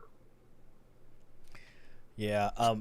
One thing Plutarch said with the Latin quote, it almost kind of reminds me of Niccolo Machiavelli. He wrote this book called The Prince, and it was, I think, in Renaissance Italy, and there were a loose knit group of principalities there, and he's writing it to give to a prince. I think it was one of the Medicis or possibly Borgias. And in the book, he talks about if it's better to be feared or loved. And when you kind of talk about preparing for war, it's in a sense of if people see that you're prepared. It's not about wanting to scare people, but in some sense, it's good that if they see that, then they're less likely to threaten you or kind of go down that road. And he ends up in the book, I think, saying it's better for a prince to be feared, because that's better for acquisition and maintenance of power and all that kind of stuff. But when it comes, when I think about marriage and especially with the laws, it's not that I want to advocate that you should make, your spouse feel fear of you, but there used to be a fear of consequences, especially when it came to certain things like adultery, or abandonment was another one. That you could do, and all that stuff's been kind of removed. So I think a lot of guys are just trying to think about the love part, and in some sense, if you have those firm boundaries and you can pass the shit test, maybe there's a little bit of understanding and more respect there that's built when they see you as someone who's not weak and can be taken advantage of so easily. Well, I think that's exactly right. Another quote along the same lines is the Heinlein quote: "An armed society is a polite society." It is very difficult to, when you're walking down the street, if you're a scrawny man, not very well built, you kind of hunch over, you're looking at the ground, you're a prime target to get mugged. But you look a little built, you walk with your shoulders back, head up, eyes up, alert. That mugger going to walk in a different direction, right? Yep. And again, we're not saying treat women like muggers, although I don't know, maybe Nick would at this point, I don't know, but but what we're saying is that understand that humans are animals, and to some extent the rules of the animal kingdom apply.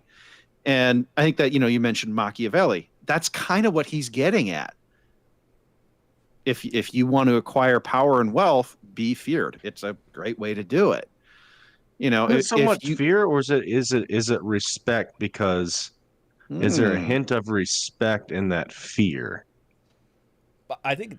Well, go ahead, Steve. I think it's, okay, keep this in mind. When a woman has control, is in the leadership position, and she's going to seek that. You're not putting her under you. When she's under you, she feels like she's under your protection. And if she's in the leadership position, now she's exposed. And now she's less secure. Mm-hmm. The less secure she feels, the more control she wants. Therefore, the more control, the more dictatorial she'll be. Oh, so, like Athaliah, who killed tried to kill all her seed in the Bible. Remember? Yeah, that? she's you let a woman take control. The power goes to her head, and it's going to keep getting worse. And the worse it gets, the more she's going to control, the more unhappy she's going to be, the more insecure she's going to be, the more she's going to try and control. Get what I mean?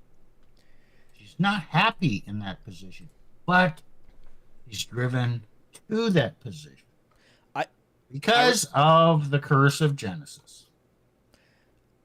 I really like Plutarch, the example or that metaphor you gave about someone walking with bad posture and slouched over, being a prime target. And what that reminds me of is the word frame. And in the red pill community, there's this thing called masculine frame. You know what I mean? And if you failed the shit test and you break frame and all this stuff, then basically that loses respect, that diminishes attraction. And one of the things that's very much true. But one of the things I also want to say, and what makes it tough for guys, is and there's other creators. There's a content creator I really like, Coach Greg Adams, and he kind of makes fun of masculine frames sometimes because he'll say it's impossible to maintain that frame all of the time, because we're all human, and sometimes we might break frame every now and then. So ideally someone would, our wives or whoever would be understanding of that, and we'd be able to maintain it again. I have seen nightmare stories online. There's always these funny threads about like if a guy can cry in front of his girlfriend or his wife, and so many women have reported that like they saw that happen, and sometimes legitimately sad things happen to those men, and they're like, I instantly felt a disgust for him. Like I never imagined that for some reason. And it's women themselves saying that. So it's like life events are going to happen probably to you just as a human that might cause, frame to be broken, unfortunately. So I don't want to pressure guys to think like it has to be like this all the time, but it definitely helps. And it's definitely important, especially in those situations, to maintain frame. And I mean, Elena will, I'm sure in the chat, back me up on this. There have been a couple of times where, I've broken frame. And I think Greg Adams is absolutely right. No man is perfect. No man is going to perfectly execute frame. And if you try to set yourself up as, oh yeah, I'm the guy who does perfect frame, you're actually setting yourself up to fail. And you're going to be more depressed, and you're going to turn around and tell, oh, the red pill, they're bad. They don't understand. It didn't work. It's like there needs to be a little bit of understanding on the woman's part that yes, she has that disgust from there was an MMA fighter, his girlfriend, he took a punch, went down with the dumbest look on his face. I remember that. Yeah, and she was on a podcast telling, nope, I had to replace him. And I think she did. She dumped him and got a new guy, right? I remember that. That was on Joe Rogan, I think. Yeah. And there needs to be in the women a little bit of understanding that, look, the stuff's going to happen. That doesn't mean you're not with a masculine guy. He'll pick himself up. He'll put himself back together, Yeah, I think this is where some grace needs to be coming, and from both sides, but especially from that side, because, and at this point, men have pretty much no advantages, especially when it comes to marriage and these kinds of things. The red pill guys will sell the frame thing, and I get it, and they're not entirely wrong. But for me, it's just not like a penultimate solution. You know what I mean? There's, other collective issues men have that ideally we can fix. But definitely grace. I think grace is very important here, especially. So remember, women are not evil geniuses.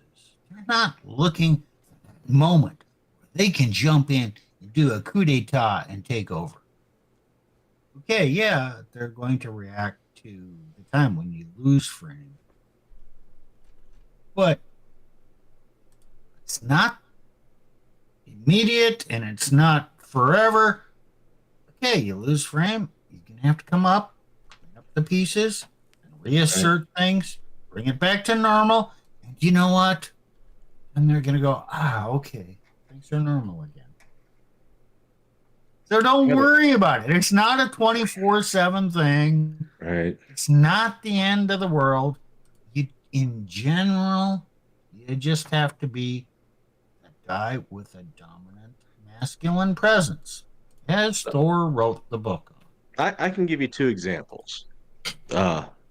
Myself, I was fighting for the patriarchy in the church, and I got thrown under the bus. I got attacked by every which side, like my other friends did, because we just said, no, this is actually what it says. This is what the Bible said, what the church has said, doing all this bullshit. Why do we have all this abuse?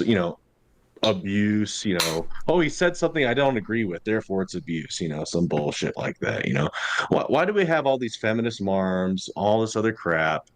Why do we have all this bullshit going on in the church? So I started saying, this is okay. Why is this? I started presenting arguments. Yeah, I got thrown under the bus. Yeah, they came down hard on me. I was a young guy in the ministry. I lost my frame. Was it a total loss of frame, or was it just like, okay, Yeah, I got struck down, pick up the pieces. Or kind of like what happened to what's another really awesome man in the Bible, strong guy who slew Goliath, right? Ooh, David. Yeah, he had to flee from Saul. He had a loss of frame.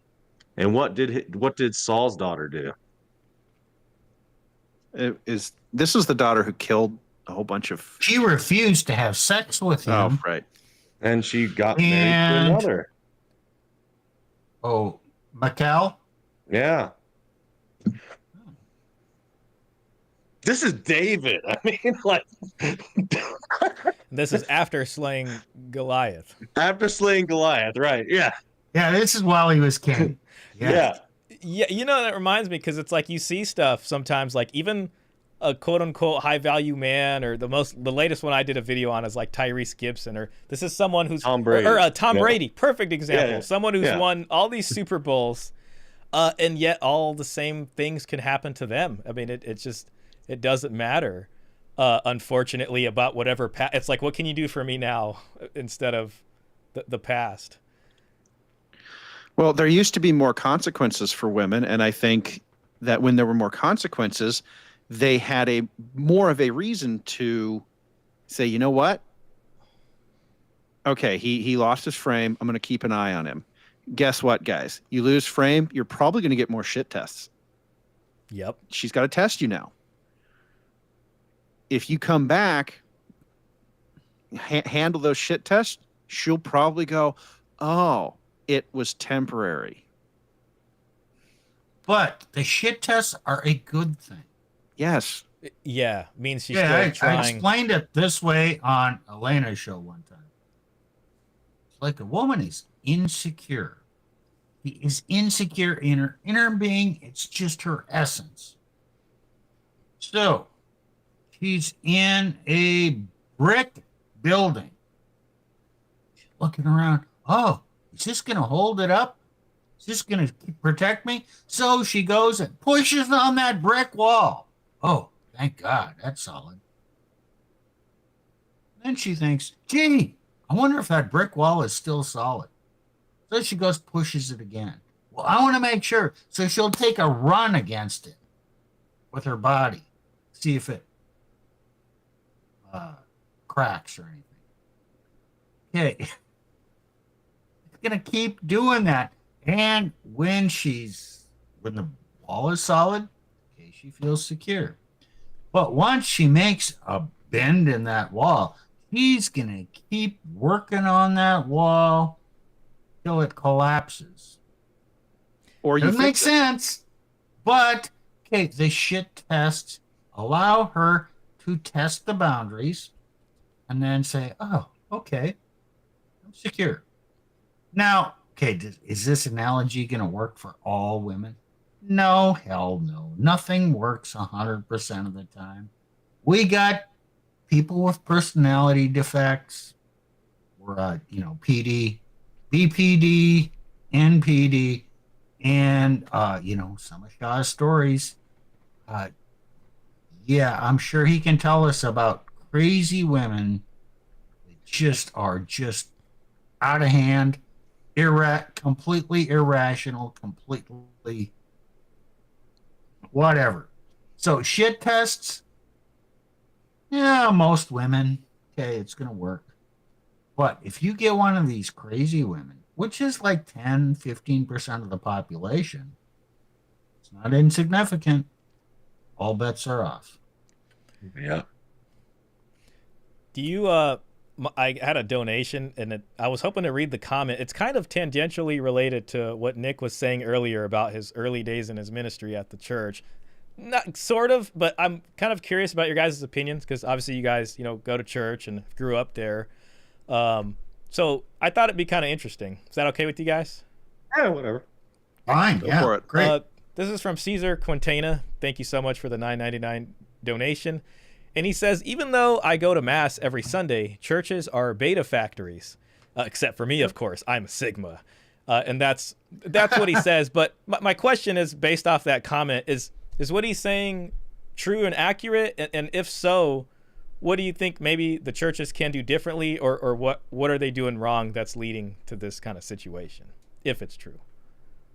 Which one of y'all want to handle this? You need to handle it, I Nick. want you to Okay, handle it. I'll Nick. handle it. Okay. So, yes.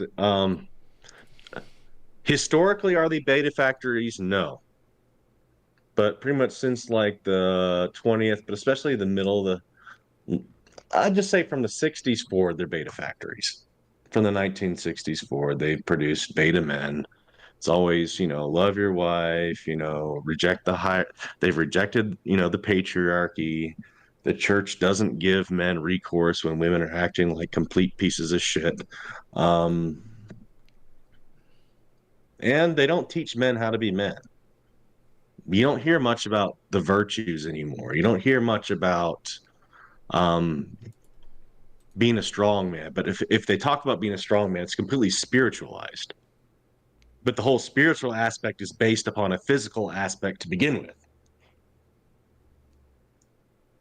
Well, So, yeah. egalitarianism, that term was invented in the church Yep. post 1960, kind of came from the evangelicals, and it pervaded the Catholics too. Then Pope John Paul, well, I'm paraphrasing, he had the theology of the body, which was more complementarianism. And there was a movement in the Protestant evangelical churches of complementarianism, which is egalitarianism light. Yeah. It's a So, compromise. yeah, It's a compromise. this is pervades the church, and I'm Catholic, so I agree with this. You can't.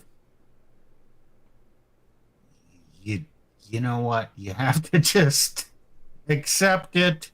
Okay, this is where we go to worship, and we struggle with that. I struggle with that aspect. Yeah, I do I too. got no direct solution. There are some good men that I worked with, but we are not the main line. We're ostracized from every which way. But there are a few churches out there that are patriarchal. Are they red pilled? Yeah, some a little bit, some not. But it is what it is. If they're trying to prop up masculinity and stable families and hierarchy, you're better off there than pretty much anywhere else. Okay, Hey, Shaw said some good comments on TradCon, and let's let Plutarch talk please. first, and then Shaw can pull that in. So I'll just dive in here a little bit with my experience in the church going through my first divorce. The pastor was actually not the big problem. It was the other people in the church who were constantly trying to ask me what I did wrong to drive her to do this. And I'm like, she had a triple-digit body count. It kind of comes with the territory, and they couldn't accept that.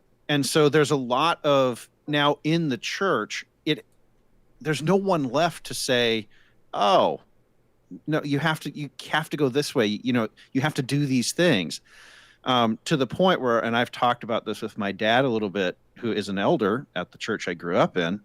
And we've kind of come to the conclusion that you are not going to find an answer for these problems in the church. The church is so corrupted and so taken over by these things.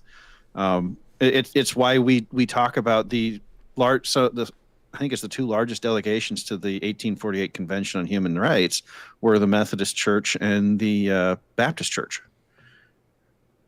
The churches want this. Yeah, Seneca Falls. Yeah. Okay. The churches want this stuff, and so they're sitting here scratching their heads. Well, why is this happening? Why is this bad thing happening? Well, you wanted it. Yep. So my personal view is, if you're looking for an answer from the church, you're not going to find it.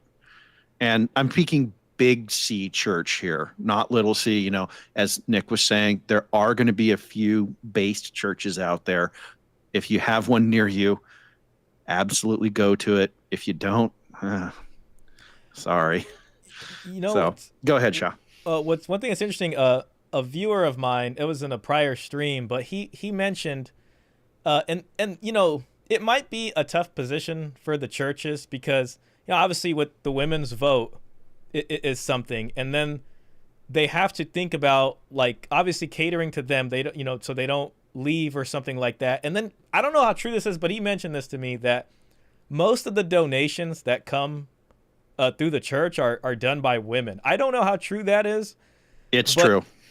Okay, so see, that's kind of interesting because I think it puts not just the money aspect, but there's also like the congregation of people who come there. And I think the church is in a tough position because it's probably harder for them to say, ladies, this is what you're doing wrong here, and this is what you should be doing different, at least like in a more authoritative way, because they might run the risk of, because it's almost like a marketplace sometimes. If one church is going to say this or one style, then some people might go there, other ones might not go there.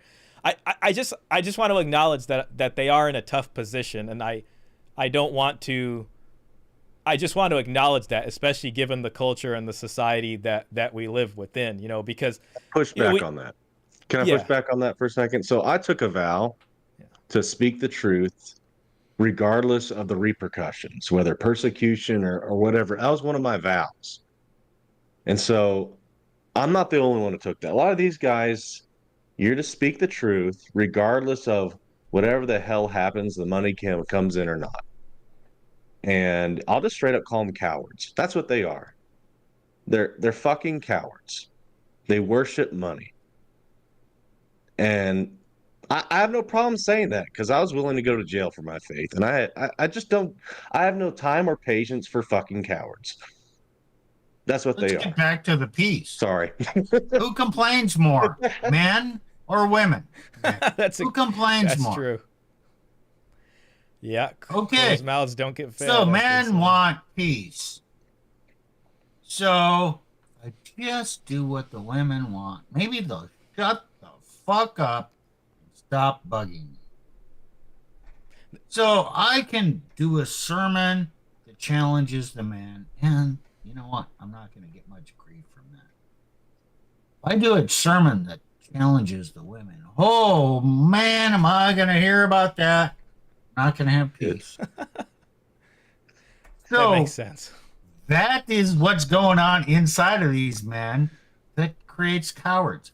And seriously, that's what's going on inside of husbands when they take off their pants and let their wife wear them.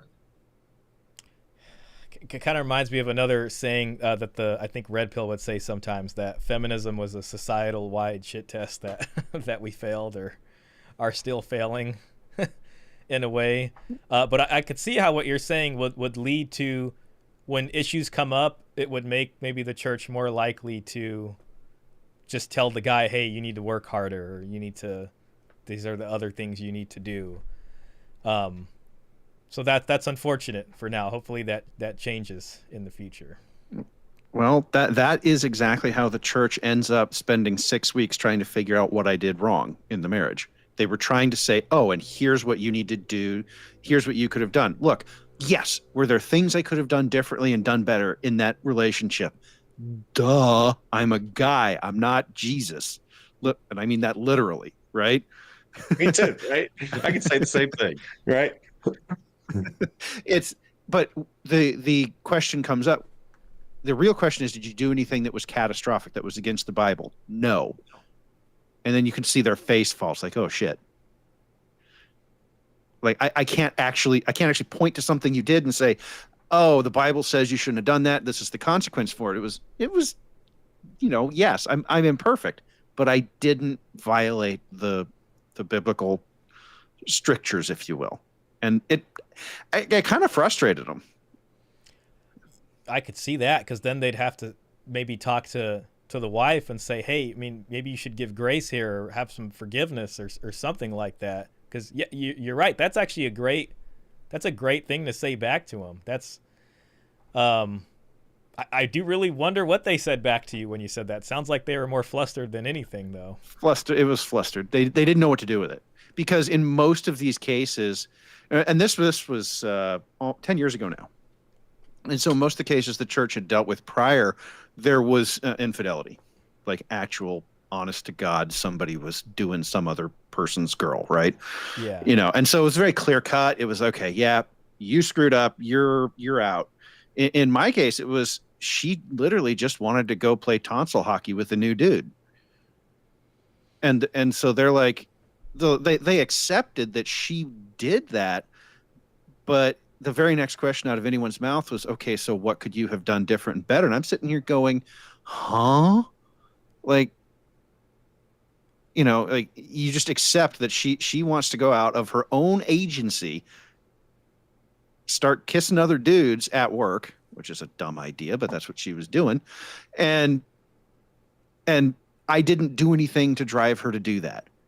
And some people in the church were like, oh, well, but could you have done the chore play stuff, the garbage and dishes and all of that? And it's like, I actually did. Like, I did all that. I did everything the church told me to do. Oh, man. It doesn't work, guys. It doesn't. Well, guys, okay, I'm going to try and bring this into a close. I'm going to do a closing statement. Then we can talk another 15 minutes. Okay? I'm not going to cut it off, but we're trying, kind of bring this plane in for a landing. Okay, so the topic was what men need or want. Respect, sexual variety. Oh, that's so damn simple. But we've been talking for 2 hours and 15 minutes. And we've followed rabbit trails. And Oh, yeah. what happens when it's not there and how big of a problem it is. And you know what? This is all about 3 simple things, which is really what men want. And damn, if they could find a woman, it doesn't have to be the hottest woman. If you can find on a scale of 1 to 10, if you can find a 6, it's going to give you respect, sexual variety, and peace. Damn, I'm all in. Sounds like a good deal. I think most guys would probably be. Yeah, well, look, everyone says, well, why'd you get married again? Why'd you want to bring her in here again? She had a great personality, and she looks good. Like, she was vetted. I had just gotten out of just gone through a divorce when I met her. It's like I wasn't going to not vet the next one. Come on, guys, don't be dumb. But, she is not an 8, 9, or 10, and I'm not sure that at this point she would want the curse of being an 8, 9, or 10. She's what I call an adjustable 7. The right dress and a little bit of makeup and whoo-hoo, that 7 goes way up if you catch what I mean. But guys, don't go chasing the 8s, 9s, and 10s. I don't think it's worth it. I agree with you. Coach Greg Adams, who I love watching, has a funny term. He uses the term community property when he, it's a joke, but yeah, I get it. Yeah, definitely makes it a lot harder. I'll say that. I've read some of his stuff, so yeah. Yeah. So but here's what does Elena do? And I'm going to say this as the currently married guy in the room. She respects me. If I say we're going to do something, she says okay. Sometimes she asks questions. That's okay, women. It's okay, and guys, it's okay for your girl to ask questions. You're not a tyrant here, and I don't think being a tyrant is going to work for you. Okay. Sexual variety. I'm just going to leave it at yeah, we got that. Okay. But you know what else she does? She doesn't fight. She actually, she tries to take care of problems. She's not perfect. When she's not. I had to do a stern correction. She was running her mouth a little bit too much with a friend, and so I had to go, no, you can't say that. But she was like, oh, damn it, you're right. And then, she moved on, did the right thing. So it can be done. And there are women out there who are willing to do this. You've got to vet them. You've got to vet them for a long time. And honestly, one of the things I think guys don't do enough of is when they see a red flag or two, yeet, she's gone. Yep. That's you have to. You have to have enough respect. I mean, respect is something we're talking about, but got to have enough respect for yourself, even if it's something you really want. It just only gets worse if you don't cut it off once you see something like that, or you're not honest about it with yourself. So, Hey Nick, you got anything? Close us down here. Yeah, respect, sexual variety, and peace. We talked a little bit about peace, but look, a guy wants to go to a home in peace. He doesn't want to have to say, man, I need to go on like I need to go to this conference this next weekend just to get the F away from her so I can have peace. Oh, my day off. Yeah, I'm going fishing. I'm getting the hell out of here for peace. Now, look, guys like to go fishing for peace, and you can have, but you're trying to escape, like, or you come home, or you find reasons not to come. What I'm saying is, work starts going a little later because, hey, I can have an hour of peace at work versus having the bull crap at home.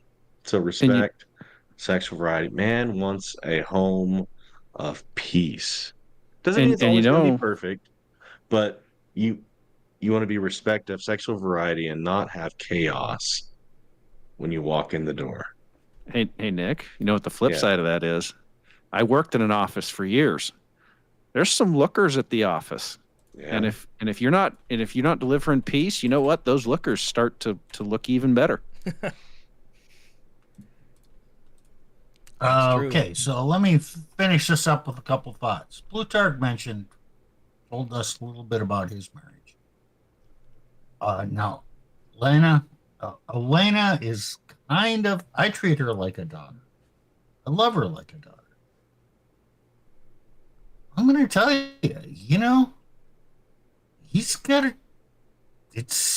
can't put his marriage on autopilot. It takes work. You got to be on top of things. She has a lot of passion. If you have a passionate woman, she's going to require more attention, not the attention or direction or supervision. That's what I'm talking about. You got to stay on top of things. He does a pretty good job. That's why they have a good marriage. So, with that said, I really enjoyed this. I am glad Shaw joined us today. Thanks for having me. I hope he had fun. Oh, I did. And you know what? I would like to bring him back sometime in the future. We'll make it happen. I had a good time. I mean, it's nice to just hang out and talk about some of the stuff, and it's a great conversation. So I appreciate you guys having me. Yeah, Shaw, it was great to meet you and chat with you. And I look forward to doing this again. You brought some insights that I don't think we would have thought of. So thank you for that. I appreciate it. So stick around because we usually chat a little bit after the stream too. Got it. I'll just mute myself and say bye to my folks here, and then I'll be right here. Okay. All right. Steve, I think you're up for Monday. Do you want to tell the crowd what you're going to do? Or do you have an idea? All right, guys. It was fun. I'll see you guys Friday, 7 p.m., and we're going to go over the infiltration of the Manos